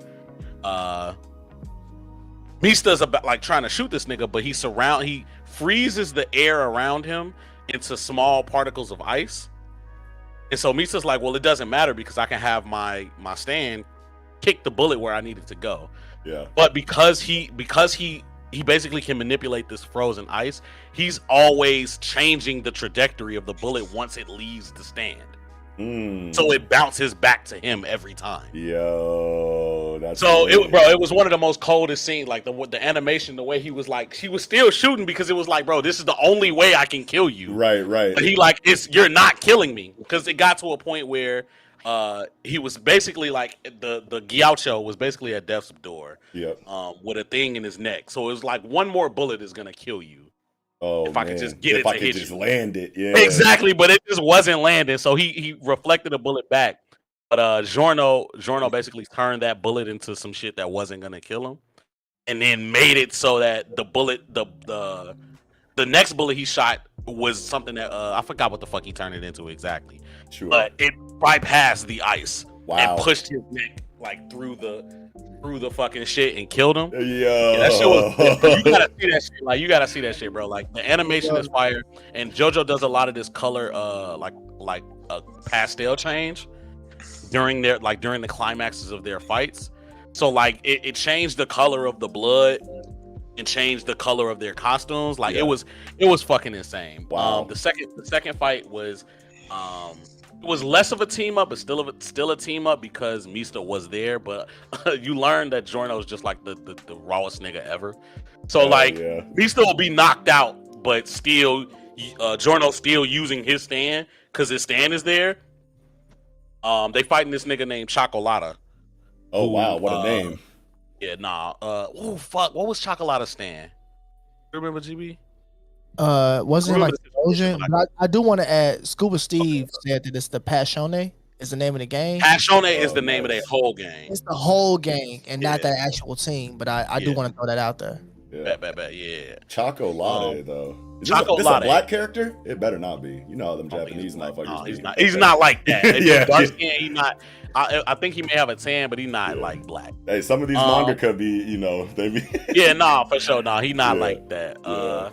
Yeah, just another moment of like Giorno using his ability to enhance another nigga's ability so that they can get the kill. Cause Mista early on in the fight shot that nigga through his head, but it didn't kill him. Oh, why? But before, not Giorno, Mista shot Chocolata, Yeah. but it didn't kill him. So like they was on the end of their ropes, but Giorno turned the bullet into a beetle that evolves slowly. Oh. So like So he got it the evolved beetle in his head getting bigger. in his head, Oh, getting shit. bigger, and then it finally like bursted out of that nigga's head. He was like, "Oh yeah, that shit had been there. I turned it when I touched it." Like, bro, Dude, like, that reminds me of Hunter x Hunter Chimera Antart Welfin versus Icalgo with the Missile Man. The Missile Man hit a dud and then put those centipedes in Icalgo's brain and shit that got bigger over time as he lied or whatever. exactly. Yo. But it's a lot of situations like that. I said Chocolata's power was degradation, but it's not. Well, kinda. It's deadly mold, which eventually it consumes people's flesh. The mold's growth is triggered by a lowering of The altitude. height, yeah, it was the height shit. Crazy in the anime watching it, because like Jono pulls this reference from a book he read way back when. Just all the sides like I remember reading of a beetle of XYZ that did. So this must be what man's power is. Like what the fuck, bro? Fucking genius, bro. Like, It's triggered by a lowering of altitude, and the real thing that really set this power off is it has unlimited range. Like a lot of stands and JoJo's have they have different factors to balance out that power system, like range and everything. So for this stand to have unlimited range, and he can apply those effects to you, that was big. Hell yeah. But yeah, them niggas are like a great team together. Yeah, they sound like they be hooping. Mista's my favorite character on Team Bucciarati because of like Not Jordan? not only just him. No, I mean like a part of the gang. Of course, Giorno's like the main character, but he's an outsider. He's not really a part of their gang. Oh, sure. He just going with them. Like the gang was the gang already. Yeah. It's not delivery, it's DiGiorno. Something about Mista, like all them niggas be posing in JoJo, but something about Mista like having the Thule on him when he posing, The bro. Blicky, Oh, G. wow. Got the Thule Let me right go there. to Google real quick. I need to see Check this. him out. Shit. Bro, they're normal. Check him out, G. Oh, That nigga oh, used to yeah, I be see. dope, Oh, bro. yeah, no, this is the one I know. I definitely Yeah, seen bro. this dude. Oh, yeah, Yeah, and he bro. do got the blicker. Okay. Wow. Shoot me. The revolver. Let's sure, fucking go. That's fucking awesome. You know, Mista lit, bro. Yeah, that's the pick. Did you got anything else for it? Nah, man, that's really it, bro. Check out JoJo. Yeah. Giorno and Mista, I think they the best team up in Part 5 for sure. Mad Giorno and solid. Bucciarati a good second, Yeah. but Giorno and Mista for me. Yeah, this looks like the team right here. He's still your Fuck yeah. favorite character in Part 5 though, so I think that affects the It vibe. does. It Yeah. does. It does. I'm definitely biased. Hell yeah. Ooh, Clash of Comics just pulled up. What up, Zach? Oh, wait, we should probably, hold on. Let me hit these before we get into Leak's second pick real quick. I want to address the chat here real quick. There's a couple really cool comments that I saw. Like Landa says Soul Eater is almost inherently a teamwork series. Maka and Soul, Black Star and Tsubaki, Kid Patty, Liz, the whole shit. Whether it's a fight or if they're hanging out playing ball, it's a great group. Absolutely. And I was Fire Force reference on this episode, but I did. Oh, sure. Well, it comes back to, our conversation about power systems and how these power systems are deep and nuanced and complicated in ways that really bring that teamwork aspect out into the center stage, you know what I mean? Because it's like we all understand, you know, the moving parts of this system so well that all of the actions that they take operating inside of the power system as a team feel that much better because of how well we understand why the supernatural phenomena in any given series happens. And Soul Eater is like a really great example of that, because you literally, your homeboy or homegirl turns into the weapon that you use to fight at any given time, and that's just like peak teamwork inherently, exactly as Landa said. Great comment. Soul Eater is a good one. Yuji and Nobaro versus Choso brothers. We already talked about that. Chocolate Badness, my guy Hannibal. Nen is fantastic for last minute add-on for the series. Bro, the fact that they had to make a strategy to catch a ball is absolutely insane. It's nuts, bro. You're right? Yeah, no, it's straight up. Hell yeah. Nox got that dog in him, full name off the rip. What's that? Oh, that's for Yuppie? Nigga. Yuppie. Menthol Yuppie. Menthol Yuppie. I'm screaming. He looked like he smoked menthols, too. He definitely smoked menthols. He got that voice. 15-minute break, bro. Yeah. He definitely had Newports. Yeah, that Newport 100 voice. I'm screaming. 15 outside the castle, just knocking a Hell menthol. nah. They be the shorts, too. Shit, I'd be smoking them, too. That was a stressful ass fucking night they had there. But, dude, everybody almost got their head taken off by the king. That was like an actual line of dialogue after he smacked Yuppie. I think it was Pito that was like, all right, now we've all got our ass beat by the king tonight. Exactly. I was like, yo. Anyway, okay, Leak, what's your second pick, bro? So I know for sure the only person in here that knows what it is Nox. What is it? Because we actually had a brief dialogue about this. It's from Shangri-La Frontier. Let's go! What the fuck? Yo, I was not expecting Shangri-La Frontier. Okay, so real quick, because this doesn't have an anime, we are going to preface this with, if you have not read Shangri-La Frontier, now is your chance to avoid the spoilers for it, but it is something that I feel like anyone who watches our show would love and should read. So, get in that bag, buddy. Shangri-La Frontier is an isekai, right? So the main character... It's actually not an isekai. It's actually not an isekai. I want to say this real quick because it definitely feels like one, but it doesn't have like we have been transported to another world with different laws of physics than our own and whatnot. It's literally just a big video game, massive multiplayer online game that everyone in the world happens to be playing, and that's where the story takes place. But it is not actually an isekai. Just wanted to throw that out there, but continue. So our main character, he specializes in playing trash video games, right? Yeah. It's literally his pleasure is playing trash video games. Yes. Because he finds them interesting because they're either buggy, they don't make sense, the difficulty is insanely hard, or for whatever. So he finally decides to play like the world's most perfect video game, right? Yes. It's called Shangri-La Frontier. So he gets in there. His character name is called Sunraku, right? So the thing about this video game is there's these certain bosses, let's call them, that are like these unbeatable bosses that nobody has ever beaten. It's like it's one of these games where everybody in the world gets on the same server. Yes. They're playing with each other, against each other. You might have a guild, a clan, or whatever might have you. Talking about I mean, shit. It's a little bit more. Yeah. Go ahead. So in this particular instance, right, he's teaming up with, I think her name is Pensilagon and Oikazo. Oikazo, right? Yeah, Oikazo is like a pugilist, martial artist type character. Yeah. And then Pensilgon's like a lancer, you know what I mean, with like a big stave. You have like character class types, right? Yep. So the interesting thing about this is, so they get to this boss. I can never pronounce his name, but he's a samurai. Wazaimon the Tomb Guard. Yeah, he's a tomb guard. And so the mission is to send him to the afterlife, right? So this a badass dude in a suit of armor just sitting down, basically waiting for you at a grave site, basically waiting for you to challenge him, for you to kill him. Mm-hmm. So it's a raid boss. Raid boss. So they come in here with a strategy like, okay, so based off the different times that we've encountered him, you can't just go in and fight him. Like the first part of the fight is you got to survive for 10 minutes. Where like basically every single hit is an instant death. Yes. So they come in with all their items and stuff like that. So the first person to go face him is Sunraku, right? So he's getting there, he's dodging, he's literally just doing all they can to survive. So they come up with a strategy of we're gonna swap in and out. Whenever somebody dies, we're gonna throw this orb to revive them, and we just gonna have to do this shit for 10 minutes straight. Yeah. And we gotta hope that we have enough supplies so we can make it to the next phase of the fight. Yes. And so it's literally a fight that goes on in phases, and you kind of figure out how to get to the next phase as you're fighting while trying to dodge all these basically instant death attacks, right? Yes. So they get to the second phase, a fucking robot horse comes out, and now they yeah, shit, his mount pulls up. Yeah, his mount pulls up. So now it's like, bro, what the fuck? Like, how? Like, we can't let this motherfucker get to his horse. Yeah, so now they're trying really to over. Yeah, so now it's like if he gets to his horse, we're donezo. Yep. So now they got to lasso the horse. He's trying to ride it, and they're literally trying to step by step trying to figure out. And then you got somebody doing homegirl doing support in the background, using scales of compensation, trying to boost your stats, increase your like. It's hey, that sounds crazy. It's gas, bro.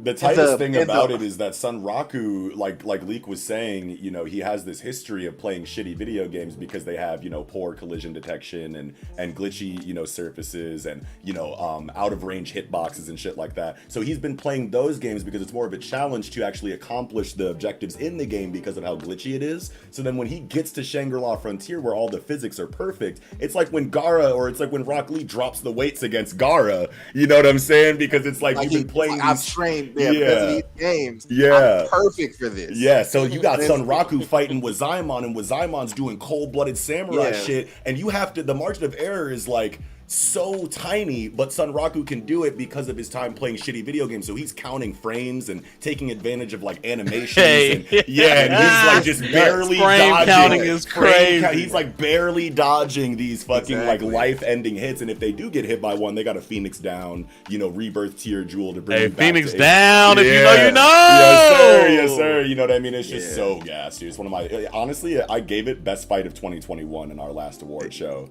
Because it was just so perfect from start to finish. But continue, Lee.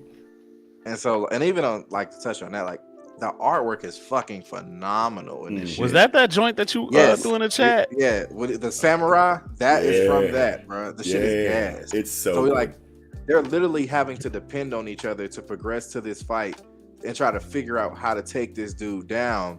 So they finally get to the point to where like they damn near like dead. He like it's one of them things where he's progressed to a level where he's just high enough and he's acquired just enough weapons, and it's like, okay, well, I don't have anything left. Well, maybe I'll pull this shit out and try to fight with this. And they finally get to the point where they actually beat it. Literally almost like homegirl spent like over $40 million on all these items just to fight this one fucking person. And then like when they finally beat him, it's like a world fucking event because nobody that's ever played this game has beat this. You got literally the creators of the game flipping out like, yo, what the fuck? Like, because there's 7 colossi, there's 7 main raid bosses in the story, and no one has beat a single one of them in the entire history of the game. So then Sunraku and his team beat Wazaimon, and then all of a sudden the PA system comes on and tells on him like, these are the motherfuckers that beat the first boss. So now everyone's like, well, what's going on with these motherfuckers? Everybody's looking for him. Now they got to wear disguises and shit. And now you got the literally creators of the game like pissed, like, nah, hell no. It was supposed to take another however much time for anybody to even get to this fucking point in the game. Does that put a target on some right? It absolutely does. Absolutely. It absolutely does. Nobody else can beat the other people. Like, why would you now want to target this nigga who could beat them? It's more so not about like targeting him because you want to beat them or whatever. It's like, okay, so if you got the juice enough to beat one of these colossi that no one in this like hundreds of millions of people playing this game has ever done before, it's like maybe we should fuck with you because you clearly know,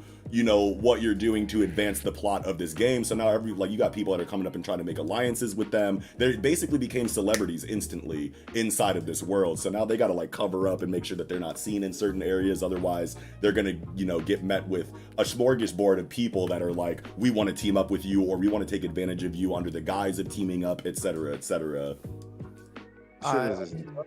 Yeah, but they did beat, you know, the raid boss like out of order. Like, you know what I mean? The game developers, like you have these 2 developers. You have one that writes the narrative and the story of the game of Shangri-La Frontier. And then you have the other one, which is a really good example of teamwork because one is the story writer and one is the coder that brings the story to life in the game. So you have them arguing all the time, like they were supposed to beat Wazaimon third, and it's like, yeah, and it's like, where did these motherfuckers come from that they can just pull up on Wazaimon and beat him without beating the first 2 raid bosses first? Like, you wrote the game terribly, and then the coder's like, what do you mean I wrote the code terribly? You wrote the story terribly. And it's just like this hilarious situation where they have to now do like, you know, patches and updates to make sure that that kind of situation doesn't happen again. And it's Shangri-La Frontier. I could talk about it all night. Shit is gas. Yeah. Who was that on that was like, who are these niggas? Yeah, exactly. That's what the developers did when they saw that. They're like, someone beat Wazaimon? Who? Nah. And they're like looking at him like, oh my god, who are these motherfuckers? Yeah. Yeah. I want to check that shit out now. Please read it. Shangri-La Frontier is gas. Please read it. There's like 90 chapters out, so you got like plenty of bingeable material there for it now. It's good. I be not like, so I did the first time I read what's the name of that shit? Why did the name just leave me? But it's like 106 chapters. The first time I read it, I did that shit in one day, and it was my first time. There you go. Chainsaw Man was one. Chainsaw Man. The other one was people be comparing it to Chainsaw Man, but I don't really like comparing it to Chainsaw Man. It's about the ninja who they end up on the island and Jigo Kuraku, Hell's Paradise. Hell's Paradise, bro. Mm-hmm. I read Hell's Paradise in one day. I didn't do a lick of work that day, bro. It'll get you like that. It's one of those ones like right from the first chapter, you could just feel the scale and just feel it's such a good flow. Like it's like lo-fi manga. It was like manga. You just got tapped in, bro, which is vibing the whole day. Yeah. Like it's a flow to the story. And the ending is really good. So like I read them 100 chapters in like one day. Jigo Kuraku is like if the Dark Continent arc from Hunter x Hunter was like a whole manga by itself. Yeah, and I know that we haven't seen anything. That shit was nuts. Yeah, I know that we haven't really seen much of the Dark Continent or whatever, but just like how dangerous the location is, and how like you don't want to let none of the bugs land on you, because if a bug stings you, then you know it's wraps for like one reason or another, some crazy disease that like no one knows about in the outside world, all lives on this place. It's like crazy fucking like biopunk body horror, you know, like enemies and shit. Like maybe not biopunk, because it's a little bit more religious on like the Buddhism side of things for symbolism and whatnot. But it's good and it's crazy, and it's like one of those ones where you keep saying one more chapter for like 5 hours straight. You know what I mean? Next thing you know, you 90 chapters deep. And I think the main thing that catches me on a series is like anytime a series makes me want to go research on Wikipedia, like find out the religion or the history or like what is this based on, that's a good stuff to me. Like I'm invested. Absolutely. Villain was something serious. Like Villain was something similar where I read all the fucking history texts on Villain before I actually read the manga. Oh wow, really? That's cool. That's got to be tight going into it with that info for sure. Because then you get all the references and shit and be like, hey. We watched the show. Sensei instantly went over to the manga, was like, I'm reading the manga. But I got caught I wanted to wait, but then, no, fuck that. I had to go. Fuck that, bro.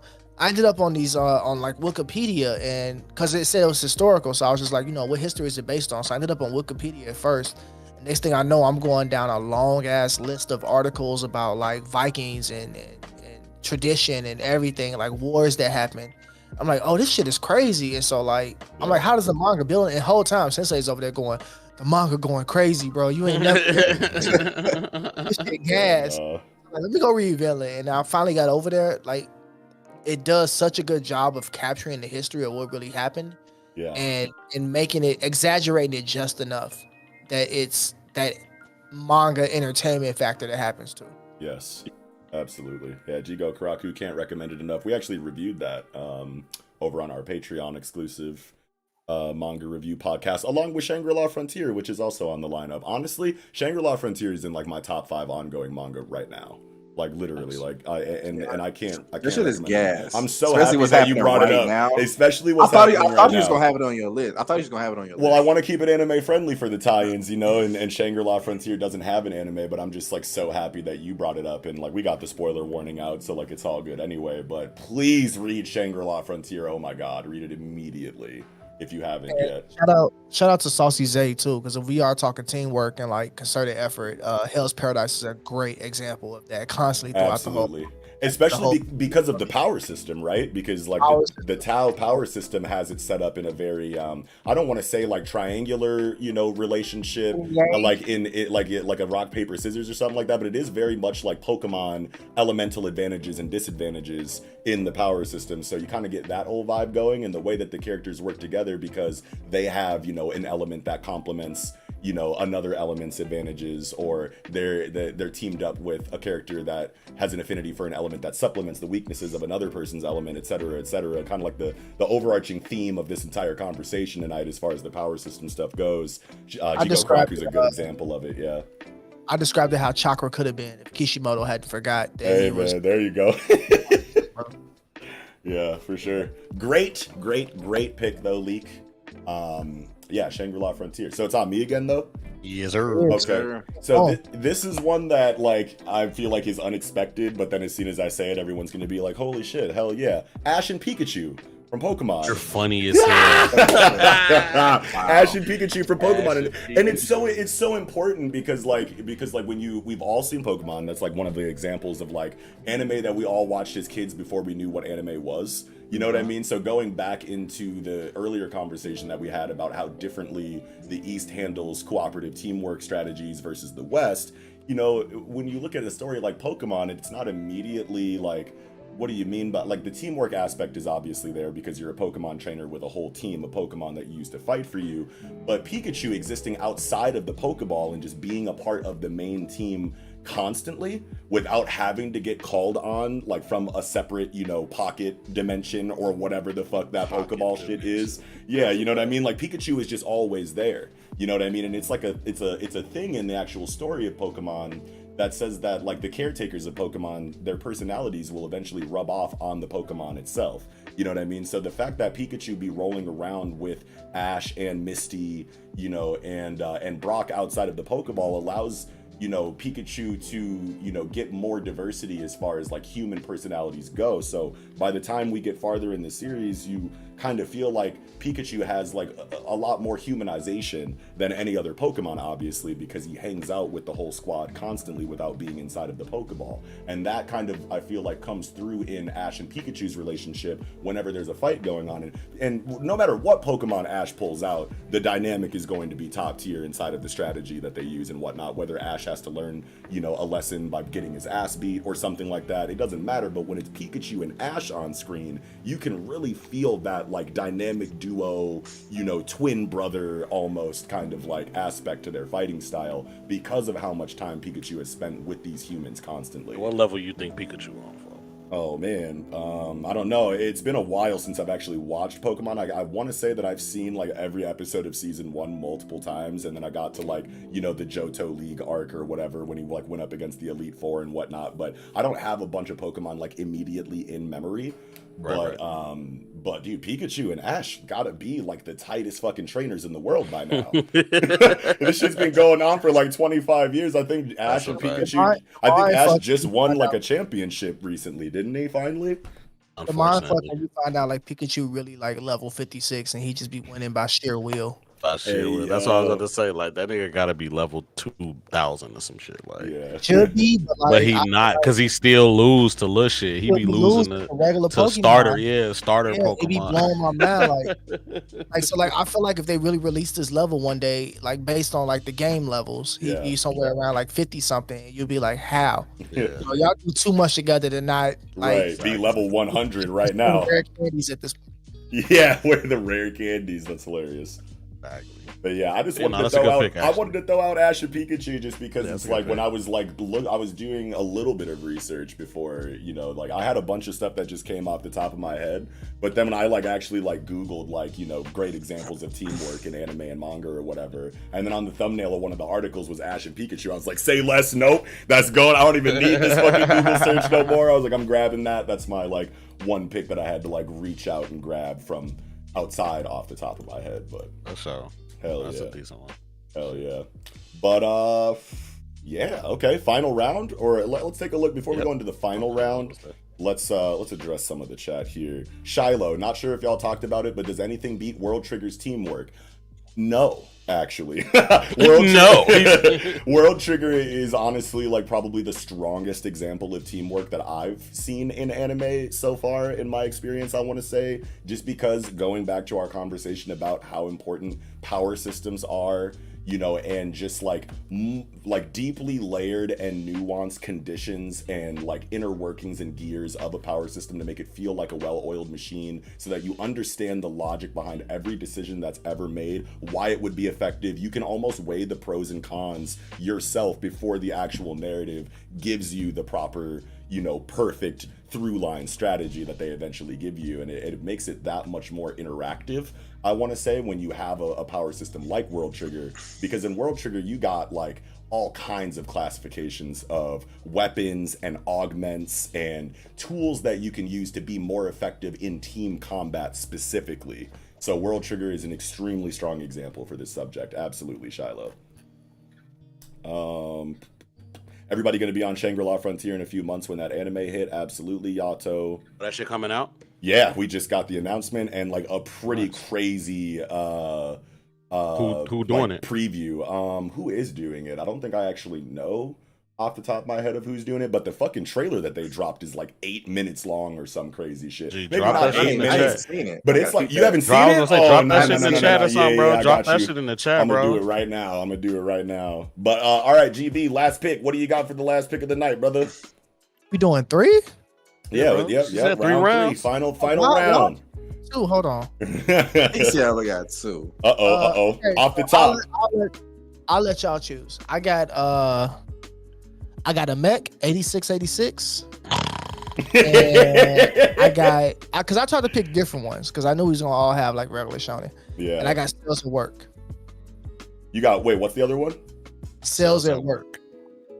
I'd rather hear about that one. Yeah, do that one. Put me on, because I don't even know what that is. Okay, so Sales at Work is a series that's basically think Osmosis Jones but anime and much more deep. Oh, wow. That sounds cool. So they have Sales at Work, but they also have Sales at Work like the Black Chapter edition, where the Black Chapter edition gets into like STIs and like all the bullshit that comes from just a life well lived by US standards. Like you got liver cancer and all types of other bullshit that's going on. But like the original Cells at Work, it's these cells. So you have like red blood cells, white blood cells, the different antibodies and stuff that all interact within the body. They're working together to fight off sickness. So the show starts off, and the first thing they're dealing with is like a common cold. And you have a red blood cell whose job is to transfer nutrients. She's a package delivery person. Her job is to transfer nutrients to like different parts of the body. And she gets caught up in the bullshit. And the white blood cells, who are like the antibodies and the people that fight off sickness, this one white blood cell shows up, and he's an absolute like beast. He's got his little blade, and he's fucking everybody up with his blade. Like he's unstoppable. So he gets to fight in the common cold, and you see that he should be winning this fight, but just the circumstances, like everything that's happened around him, it's just going wrong. You see him in this bad place, and finally they wrestle him up to like the nose area, like up in the brain, and he needs the red blood cells help and other people around him to trap the cold inside some snot so that they can force a sneeze, and it's basically virus, like get rid of the virus in the snot. And it was just like a great teamwork moment because it really put in context how much shit has to go on inside your body for like these things to work out for you. Yeah. You don't really think about that shit all the time. Like last time I could really think about that was really Osmosis Jones, but like they talk about like the different bonds that your body will make to like form different like different cells and stuff to come fight like these common colds and sicknesses, and you learn about this shit. Like all this shit is going on just for me to do a sneeze, for me to process a sneeze. Yeah, for real. And like we talk about all the time, like how, you know, Japanese, you know, or just Eastern fiction writers can take these same concepts that we've seen over in the West and just like write them like on a way like higher level. You know what I mean? Like Osmosis Jones obviously comes to mind when you think about Cells at Work, but then the way that you explained this teamwork strategy inside of Cells at Work right now just sounds like it's just on a way different level than Osmosis Jones, obviously because that shit's aimed at like, you know, American children or whatever. But wait, what'd you say? Wow. I said it goes crazy. They talk about how every element of your body works together to fight off sickness, to fight Right. off disease, to fight off everyday common stuff. Like Cells at Work is full teamwork just in the body. And the thing I love most about it is that they have like these huge concepts. So like the overarching, if you're watching the anime, the overarching theme they're dealing with is like cancer. But the Cells at Work presents this whole thing as a society. Sure. So like the cancerous cells end up in like this caste system, and they're dealing with like racism and classism at the same time. They're like in these fucking projects where like everyone's looking down on them and shit. So like it's a whole ass story, and then you're seeing like how the whole society is like judging them. Yeah. And it causes to question things like, should we judge them? Should they be on the outside of society? Like they just want to live their own existence, but they're dangerous to the whole community. Like they don't belong within the community. Right. They're fucking teamwork. We can't execute as well, but you also feel bad for these niggas to a certain extent, even though they're a villain. I think that's good villainry. Hell yeah. Like the whole teamwork aspect that goes into combating them and making sure like they stay on the outside of society and they don't get a chance to infiltrate inward, and then seeing like the cancer cells work together like this and like infiltrate other cells and turn them and like come and like make their way. It's just crazy, bro. That sounds like such a cool idea for a series, and it feels like there's a certain level of like didacticism that kind of like comes from a story that takes place inside of a body that focuses on anatomy. Like we can assume that the mangaka probably did thorough research on, you know, actual like body anatomy and like just like biological science and whatnot in general, so it's teaching you something while telling a really fun fictional story at the same time, which is just, I love stories like that. It's fire, like bro. that. Yeah. Like, teamwork is always there. It's always prevalent. It's always at the front. I don't think there's not one episode that's not done with teamwork involved or like being the highlight of the episode. And then like I think a fan favorite character is the platelets, which are like the small blood cells, but they're like these little kids. They're clumsy, they're cute, they're all that, and they're the ones that like make scabs, form bonds between like the epidermis and different skin layers and all that shit. So cool, like it's just cool all around, bro. Sounds like it. It's an anime, right? Yeah. It's an anime, but it's also a manga. Okay. That might have to get peeped, man. Yeah, that's a really good one. Fuck yeah. Did you have anything else for it? No, I think that's it, man. I mean, yeah. That's pretty much all the moments. If you go check it out, it's gonna be constant teamwork through the whole thing. I don't want to spoil it because it's impossible to kind of get into the moments without spoiling it. Yeah. But go check it out. I definitely enjoy Cells at Work High every time. Okay. I will say the black version, it gets a little rough when you high. Like that shit gets you kind of like, oh wait, the black version. Yeah, oh well, like black as in like Black Label is more intense. Oh, sure. That's what I say. They get into like HIV, STIs, like. Oh wow, it gets like that. You done contracted some shit. Like they fighting next level shit. And like, it's really going down over here, bro. You sunk too much in your liver. Wowzers. Yeah, that sounds like some shit that I would definitely fuck with. I'm definitely about to just pull up the manga here real quick. But very strong, solid pick. Love that. Sensei, what you got on the docket for the last pick? Question for you before I say it. Yeah. Have you are you caught up in One Punch Man? Not really. No, like I read like the newer chapters, like with the Saitama versus like Monster Gara stuff that was going on when the timeline. But you haven't followed that arc at all. I haven't really followed it. Like I went through the webcomic like long before any of this stuff was adapted by Yusuke Murata and One or whatever. So I like know the story beats of like Black Sperm and Golden Sperm and. Okay, great. I can do that. Then. Yeah. Perfect. I'll say spoilers for the chat, huh? Platinum sperm. Platinum sperm. Yeah. I'll say the spoilers for the chat. If you are not caught up in the newest One Punch Man manga by Yusuke Murata, then now's your chance to go read that shit because it's gas. Yep. My pick is Garo and Metal Bat. Ooh. Fire. I absolutely loved they moment. Now, Metal Bat, and this is another bias. Okay. You know what I'm talking about? Yeah. I got you now. At first, I was thinking about the first time they encountered. Yeah, I was like, they were at odds. Yeah, but what makes this pick fire is the fact that they were at odds the first time that they encountered each other. But Indeed. But yeah, go ahead. This is another one that's a little biased because Metal Bat is my second favorite S-Class hero. Nice. I think he's up there for me too, man. He's definitely up there. He was my favorite until I met Flashy Flash. Flashy Flash. Oh, and, shit. and then Flashy Flash took the cake. Oh, no, yeah. but yeah. So in the manga, not right now, but early on in this arc that we in right now, there was a moment where Metal Bat came back to the scene, and the first nigga he ran into was Garo. Yeah. And it just so happened to be when Garo is fighting the Elden Ring Centipede, Yeah. which is like the oldest centipede. Yeah. Because the first one was Elder Centipede when they were Exactly. fighting with each other with Elder Centipede in the background. Exactly. And then Saitama evaporated that shit. And now we're back to Elden Exactly. Ring Centipede. Elden Ring Centipede. Screaming. Yeah, so Garo, this is Garo right after he smashes Platinum Sperm and Flashy Flash.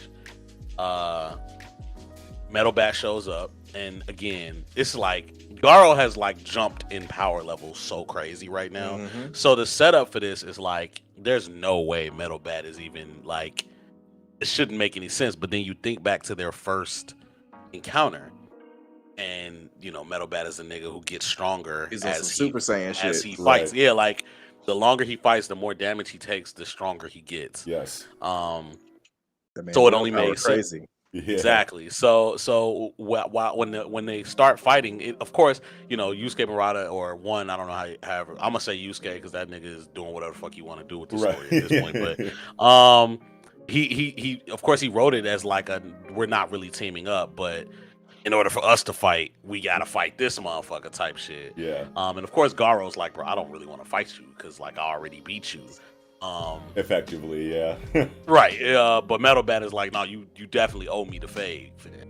So they fighting this fucking centipede, and like the centipede is like going, but Garo's like, how the fuck is he keeping up with me? I was just making a fucking constellation with my speed. Like, so how the fuck are you keeping up with me while we fighting this damn centipede? So Yeah. they're going back and forth, and this Elden Ring centipede is telling them, like, is narrating, like, it seems like they're how do I say this? Their essence is like bent, like supplementing each other, complementing each other. Yeah, yeah. Like Garo just likes that it's another nigga here that's trying to be like him, and Metal Bat is like pushing off the fact that he won't be a lesser nigga here. Right. And it was just constantly making him stronger and like a combatant In like a that fight. cyclical kind of way, you know what Yeah, I mean? bro. Garo turns up because he's at base just stronger than Metal Bat. Then Metal Bat has to make up for that by getting stronger in his own way by taking damage and just continuing to fight. Exactly, bro. And I fucking love that shit. And I love Metal Bat, but Yeah. them smacking the shit out this fucking centipede, and you trying to figure out how in the fuck is this, like, how in the fuck are these niggas hurting me right now? I'm definitely the strongest nigga here, bro. Like, Yeah. it was fucking perfect, bro. Yeah, that synergy is I love insane. that. Yeah, I love that synergy, and it climaxed with that beautiful fucking karate chop that Yusuke Murata so graciously drew for us. Yeah. We are not worthy. Hell no, that motherfucker, that dude draws like he can't control his power. Bro,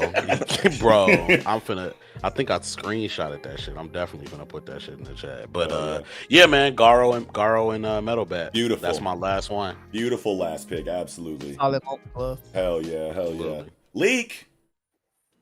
So for my last one, I was deciding between if I wanted to do teamwork that failed Ooh. or teamwork from people that don't fuck with each other. Interesting. I decided to go with teamwork with people that don't really fuck with each other. Yeah, but I the like example, that. I want to hear failed, bro. but the example, the fail, I'll touch on the fail one. Sure. Okay. So the example of the teamwork that people that don't fuck with each other is actually from Naruto. Oh, That's sure. Kakuzu and Hidan. Yeah. Two people with opposing ideals. One feels like the world runs on money, and the other person is all religion. Yeah. Mhm. Who literally are the perfect counterparts to each other because they're basically the undead people. One Yeah. person has like 5 hearts, the other person, quote unquote, can't die. Just immortal Yeah. for the sake of being And right, immortal. and they Yeah, two sides bicker of the and they same coin. bicker, they Yeah. bicker and they fight. They don't get along. One is always, "I'm gonna fucking kill you. Well, I like to see you fucking try it." right? Yeah. And then when they fight, when they finally run into somebody that is not going down the first hit, being Kakashi, who like withstood their wind blast, you know, he don't understand. So he's like, you're the first person to ever survive that combo. Yeah. Huh. It's like, and the thing that happened, like, and the thing that's kind of weird is like, you know, obviously he's immortal. Like Kakuzu literally fired the blast through him to hit Kakashi. You don't see that in teamwork, right? You usually trying to avoid your teammate. You don't want friendly fire usually, but we are rivals and we kind of don't fuck with each other. So, you in the way, and I could shoot through you to hit the dude, and you can't die. Like, that's beautiful. Yeah, bro. You know, I'm gonna just blast you, whatever. And then the other thing is, as much as they hate each other, Kakuzu has the utmost confidence in Hidan that if he goes 1v1 with somebody, that person is going to die. Yes. Like literally, if you think about it, like when Shikamaru went off with him, he was like, "Damn, it's a shame. That dude would have been a big bounty, but ain't no way he coming back alive." Right. Like you saying that about somebody you can't stand. Yeah. Who literally have opposing ideas. Like, nah, he's gonna kill whoever it is, because he literally, in the same breath, acknowledge him as like, yeah, I mean, you know, I don't even know if I can kill that dude. Yeah. And it's like, this is somebody that you hate. That's your teammate, but you actually have the utmost faith that this man is going to fucking win the fight. Absolutely. It's like you don't see that too often in team ups, especially people that they got forced together anyway. Yeah. But it's like they ended up becoming the team that we actually are the perfect ideal teammates for each other, because even though we can't stand each other, I want to kill you, you want to kill me, we gonna fight. Anytime you want to punch, fuck it, let's go then. It don't even matter because you can't kill me. Right. I'm gonna fucking try to kill you. And it's like they're literally the perfect teammates to go fight and hunt Jinchuriki, because he gonna get you to near death and I can just, you know, pick you up, go turn you in, collect the money for it. We gonna talk shit because I'm blood money, but you know, whatever. Right. It is. We can argue about who was the most effective in the fight. You know what I'm saying? Type shit. Exactly. Nah, don't fucking interfere. I got this. Nah, that was definitely like really good. And when you brought up the fact that like because they don't fuck with each other, you know, one doesn't really have any qualms about sending an attack out that might hit the other. One, because they don't like each other, and two, they're effectively immortal, so we know that he can tank it. It reminds me of this moment in World Trigger where they were getting invaded. They were getting invaded by neighbors or whatever for one reason or another, and it all came down to a stratagem that revolved around one guy grabbing the enemy, and you know, the teammate of the guy that grabbed him came through and sliced through the teammate who had him snared, because they have Tryon bodies in World Trigger. So when they go into combat, they leave their real body at the base, and then the power system of Tryon creates like a, you know, facsimile of that character's body that they can go into battle with. So when they take, you know, certain damage to the Tryon body, they eject and then go back to the real body. But that's what it all hinged on at the end of that fight, was he was just like had the enemy hemmed up, and then, you know, the teammate came through and slashed through both of them because, you know, they're using Tryon bodies and it's okay. And it was just so hype that they came to that conclusion on how to work together by attacking your own teammate to get to the enemy that would have probably dodged or deflected it in some kind of way if they weren't distracted. And that shit always slaps, even though it's pretty rare. Yeah, classic Piccolo and here goes Zay. Classic Goku and Piccolo versus Raditz moment is another example of what Leek was talking about in his Hidan and Kakuzu example, where it's like Piccolo and Goku obviously had a little bit of beef of their own before Raditz pulled up, and then Goku's like, nope, I'm giving you your moment right now, special beam cannon the fuck out this nigga, bro, you got it, you know. And it's just like, yeah, I'll blast through you to kill the enemy, hell yeah. That's what I was going to say, like the Goku and Piccolo moment, and like adding to that, it's crazy, like whether the characters fuck with each other or not, such a necessary need of good teamwork is like that respect and that trust that like, I may fucking hate you, but I know you got the power to do this. I know you got the ability to finish this, and I can trust that everything's going to be okay, whether I'm here or not here. Right. We're rivals for a reason. You know what I'm saying? Yeah, we're rivals for a reason. Like, I only acknowledge you because I know you can do this. Yep. And so, like, that was a good moment to bring up. I definitely want to know, like, the time it failed, though. Yeah. Lightly touch on that, because that's got me mad. Really quickly. Yeah. Renji and Ichigo trying to fight Aizen. Yeah. But Ichigo gets his theme music stopped. Bink with the one finger. Oh no. Even one of my favorite flexes in the same anime is all the captains trying to fight Aizen. Yeah. When Ichigo pulls up and they're like, "Oh, we got to prevent you from seeing his sword release," and they all pull up and it's like, "Oh, we all gonna fight him. We think we fighting him. You fighting a fucking illusion." And then Aizen for a split second gets serious and literally slaughters the entire head, like all the fucking 13 captains. Kyoka Suigetsu is so fucking broken, bro. Broken Perfect as hell. hypnosis, dude, in a story like that is just like fucking wild. Yeah.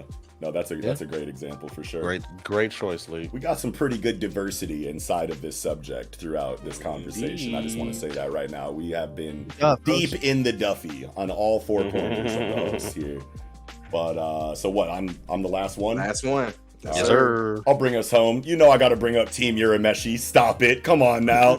It's top one team from the nostalgic days of anime when we were all young bucks and didn't really know what anime was. This is like the first time where I was like, so this is what a family dynamic looks like in this new style of animation from the East that has just completely taken over my life. And just the there's so many examples that you could use. And like, I know it's weird to use the Dark Tournament because it's like one-on-one fights throughout that, but I just like never felt like such a, oh my God, I'm on the team, you know, like kind of vibe is when I'm watching the Dark Tournament for the first time. And I know that we all probably have a bunch to say about, you know, YuYu Hakusho since we're all like huge fans of it, I want to say. But I just like, I didn't even think about like specific examples inside of Team Urameshi like I probably should have for the sake of this conversation. But I just wanted to say, because it's almost like it doesn't need to be said. It's just like Team Urameshi is probably something that comes to most people's mind when they see the subject line of this stream and whatnot. But I don't know, man. It's something about like the 4 character team dynamic that is just so successful. Teenage Mutant Ninja Turtles, you know what I'm saying? Like, the Teenage Mutant Ninja Turtles cookie cutter like 4-person team dynamic has just always been so profound throughout fictional storytelling. It's almost like it's like a perfect square where everything supports everything else like beautifully, and not just in fighting style but also in like personality, because you've got the hothead, you know, malicious one, you've got the cool, calm, collected, soft-spoken one, you've got like the team leader that's basically like a perfect balance of all the other parts, and then you've got like the dumb, goofy one, you know what I mean? So like you see that in, you know, 4 character team dynamics all the time, and it's right there for YuYu Hakusho as well. And the way that they come together on the screen as a team and a family, it doesn't matter which example you fucking choose, you're going to see that strong teamwork dynamic no matter what. Even if it's a 1v1 situation like Dark Tournament, you get the side dialogue from the characters that aren't involved in the fight that keep that teamwork dynamic there even in a 1v1 situation. So yeah, I can't praise Team Urameshi enough as like a team, you know what I mean? That's so. Yeah, I don't know. That's really all that. That's a decent pick. Yeah, I just wish that I like had like a specific example of it, like off the top of my head. Oh man, I was trying to think about Chapter Black. I know that they teamed up against against Sweet, Sensui. He hit Sensui, yeah, but he smoked their ass. Yeah, no, he sure did. did. Dark Tournament. I think Cast of 4 are really good because someone once when I was in art school they related the 8 main colors to good character work. Yes. So like I was able to put 2 colors on each person, then I would be able to cover the whole spectrum of like contrast between characters. And I thought that was an excellent example, and I think you get that in all the good like 4 series characters.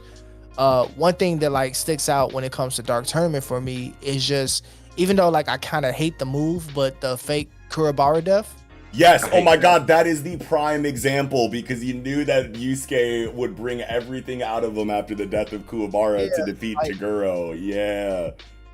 And one thing that's like really evident in Kurobara's character is his pride and his reluctance to ever want to play second fiddle to a Yusuke. But for him to like swallow that pride and be able to admit that like, I'm maybe like not big enough for this moment. I need to go ahead and do something to spur Yusuke to be big enough for this moment. And this is the thing. Yeah. I'm gonna fake my death right quick, or let them put me in this little plan to fake my death.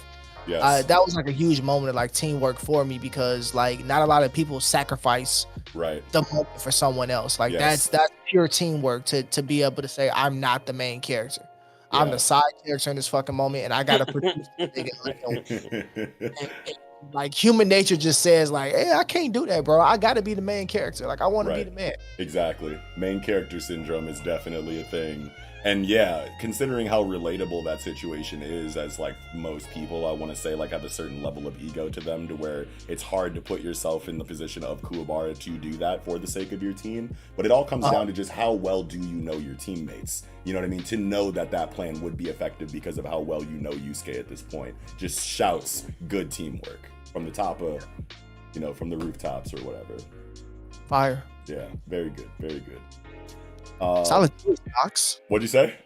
Solid choice. Oh hell yeah! You know what I mean? Like that was like my one obvious one. You know what I mean? Like Kaiji. You know what I mean? I knew that wasn't going to be on any of y'all's list, and then Pikachu and Ash was just like the really okay. Wasn't expecting that, but it, you know, I could see it. Yeah, but Team Urameshi is just one where I was like, everybody's going to be on board for this one and know what's going on for sure. But wow, what a conversation, gentlemen. Absolutely. Yeah, we're a little bit past the 2-hour mark, so I think that that's a good time to wrap up the conversation. We got through all 3 rounds, and we had a pretty big, obvious, you know, straw hat teamwork conversation at the beginning of it and whatnot. I'm very happy about how this went. Thank you guys so much for joining us for this episode of Tangential Tie-Ins. We finally got, you know, Leak onto an episode. GB and Sensei have been there for a couple, but now we got Leak that joined, and there's a couple other members of the Worst Generation podcast that I can't wait to have on the show eventually as well, but thanks for pulling up, you guys. Thank you, bro. Thanks for having us, man. This shit was fun, bro. It's always a good time with you, Knox. G. Absolutely. Hell yeah. Thanks, man. Thank you, dog. Well, while we wind down, why don't we kind of like go, you know, like in probably the same order as the beginning of the episode, and you guys can let the audience know once again where to find you, relevant links, what you guys have coming up is really what this is about. Go ahead, you got the time for the plug. What is on the docket for Worst Gen and Sensei LeGlove in the immediate future, starting with GB? On the docket coming up, every week we do Anime After Dark CH on Twitter. That is the #1 space cast for Black nerds. So definitely pull up to that, have conversations with us. This week we have Fred, who comes from Saturday AM Comics. Saturday AM Comics. That shit just left. Oh, like white manga and Apple Black and shit. Nice. All that they'll be on the space cast talking with us about all those things that come with that. And it'll be an open mic night. So I always say the open mic night is the best time for new people to come to our show, because whatever topic that's on your mind, if you can, you know, make it through the queue, because sometimes we have hella people in the queue. But you can make it through the queue, come on up and talk with us, tell us what's up, introduce us to new mangas, new recs, and get a good spread of everyone that's in the community that's going to be at the show. So definitely pull up to that. The other thing on the docket is I have a new debate-based space cast that's coming up. We are looking, it's going to be a mini series though. It's only going to be 6 episodes, and we're coming up with the 6 topics right now that we're going to do. We are looking at dropping that at the end of September. So definitely be on the lookout for that. And as always, pull up to Worst Gen Pod. Fuck with us. We do deep dives on different topics, and those episodes, they don't come out like weekly or anything like that anymore. We have like a good topic to dive in on. So yeah. That's everything I got. Pull up for that shit. Those Anime After Dark CH I recently started pulling up to those. That shit is a fucking blast. Oh my god. And I need to pull up to one of those one of these days too. Absolutely. I was just telling this nigga GB. I literally just told this nigga GB today. Yeah. I want Knox as our guest. Like we gotta have Knox on this motherfucker, G. Let me know. Straight up, G. Nah, you my nigga, G. You need to be on this bitch, bro. I'm gonna get it done. Right here, Leak is the one that books all the guests, bro. Whenever someone says, "Oh," I tell them just hit Leak in the pod DMs and say, "GB said get me on an episode." Yeah, the whole spreadsheet, bro. He'll tell you like GBB at the door. I mean, Leak be at the door. Big man. Big man. Who you know? Who you know? I'll definitely hit Leak up about that for sure in the near future. Yeah, for sure. Sure, man. We'll get you in there. I'll make room. I'll move somebody around. Appreciate that. King Glover. Indeed. Yeah. October. What you got going on, man?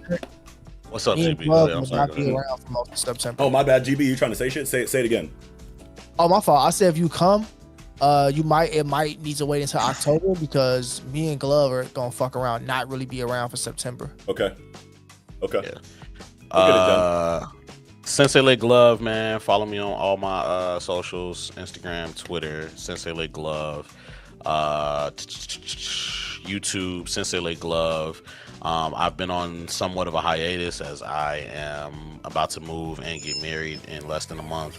Hell So yeah. life has Congrats, been by kind the of way. crazy. Yeah. Thank you, man. I appreciate that. Yeah, I've been following your story on Instagram. I love yeah, seeing the man. evolution, man. You guys look happy as fuck. Definitely, I appreciate that, brother. Hell yeah. So yeah, once all of that has settled, Gloves Off will be returning, Yes. as well as my One Piece reviews, as well as other anime content that I will be doing on my channel. So definitely fuck with me. Also fuck with me every Thursday at 8:30 on AAD. I'm the nigga with the loud ass laugh that be at the door like, hey, big man. Yeah, man. Okay. Question, we out here. Sensei, sir. we out here. We out here. AD, we out here. Yes, sir. Shout out my nigga Knox, who the GOAT. Hey, thanks, man. Leak. Yeah, man. As everybody said, Worst Gen Pod. Follow us on Twitter. We getting back into the Twitch streaming, man. Follow us on Twitch, Nice. twitch.com, Worst Gen Pod. We've been doing Overcooked. We might do some more Multiverse. We're gonna be on something. Yeah. We're trying to get into that Multiverse. I actually just downloaded that, so I just got it too the other day. Wonder Woman is my bitch. Oh my god, I fucking love Wonder Woman. She's cold blooded, fam. I only played with Wonder Woman so far, but I didn't lose a single game yet. Yeah, I only man. played like 5 times, but yeah. Yeah, fuck with us on Twitch. We're gonna be on Twitch, twitch.com/worstgenpod. Anime at the Dark every Thursday, 8:30 CST. Pull up. If you know somebody that's a content creator that's trying to get on, or you just want to give some more exposure, hit the Worst Gen Pod DMs. We'll figure out a day to get you on there. We fuck with everybody, man. So it's not about how big you are, how small you are. We trying to put everybody on. We want everybody to eat. We trying to shine a light on smaller content creators. We fuck with everybody. So hit us up, man. Hell yeah. Good shit. Good shit. And of course, I'll make sure that all of the relevant links are down in the description once again. I will update it to include the Twitch link because I didn't know that y'all were really on Twitch like that until now. But I'll go ahead and update that for everybody in the audience that is interested in that. And shout out to the audience. Thanks for pulling up to the live chat, everybody. We went for a couple hours. Shout out to y'all. And there's still a decent amount of people in here, so I appreciate you guys' cooperation Y'all in the the goats. chat. Y'all had great contributions in the chat, even though we couldn't get to every single message. Thank you so much for, just throwing out some of your favorite examples of teamwork. And thanks for pulling up to join us while Jump is on break. In lieu of that coverage, we will either have a one-shot episode or a tie-in episode, depending. Usually I wanted to leave that up to, a poll that we would ask on like Facebook or Twitter. Like, do we do a one-shot while Jump is on break? Do we do a tie-in episode? But it's been a while since the Worst Gen Boys were here and we got leaked too. So I was like, fuck it. We're doing a tie-in episode. You guys don't get to choose this time. But I think we all had a blast and it was the right choice to make. So yeah, all that said, wrapping up, we'll see you guys next time on whatever piece of content that we do. But I'm Knox. This has been the Worst Generation podcast. Joining me, and you guys have a great rest of your night. We're gonna go on mute and let you guys sit with some music while we chat with you in the live chat for a couple more minutes. But you guys have a great rest of your night. Bye, niggas. We out. Yeah, good job, you guys. That was beautiful. That was beautiful. Appreciate you, gang. Hell yeah, that shit was amazing. Did you see the panel, fuck? I threw it in Let the me chat. just see. Actually, let me end.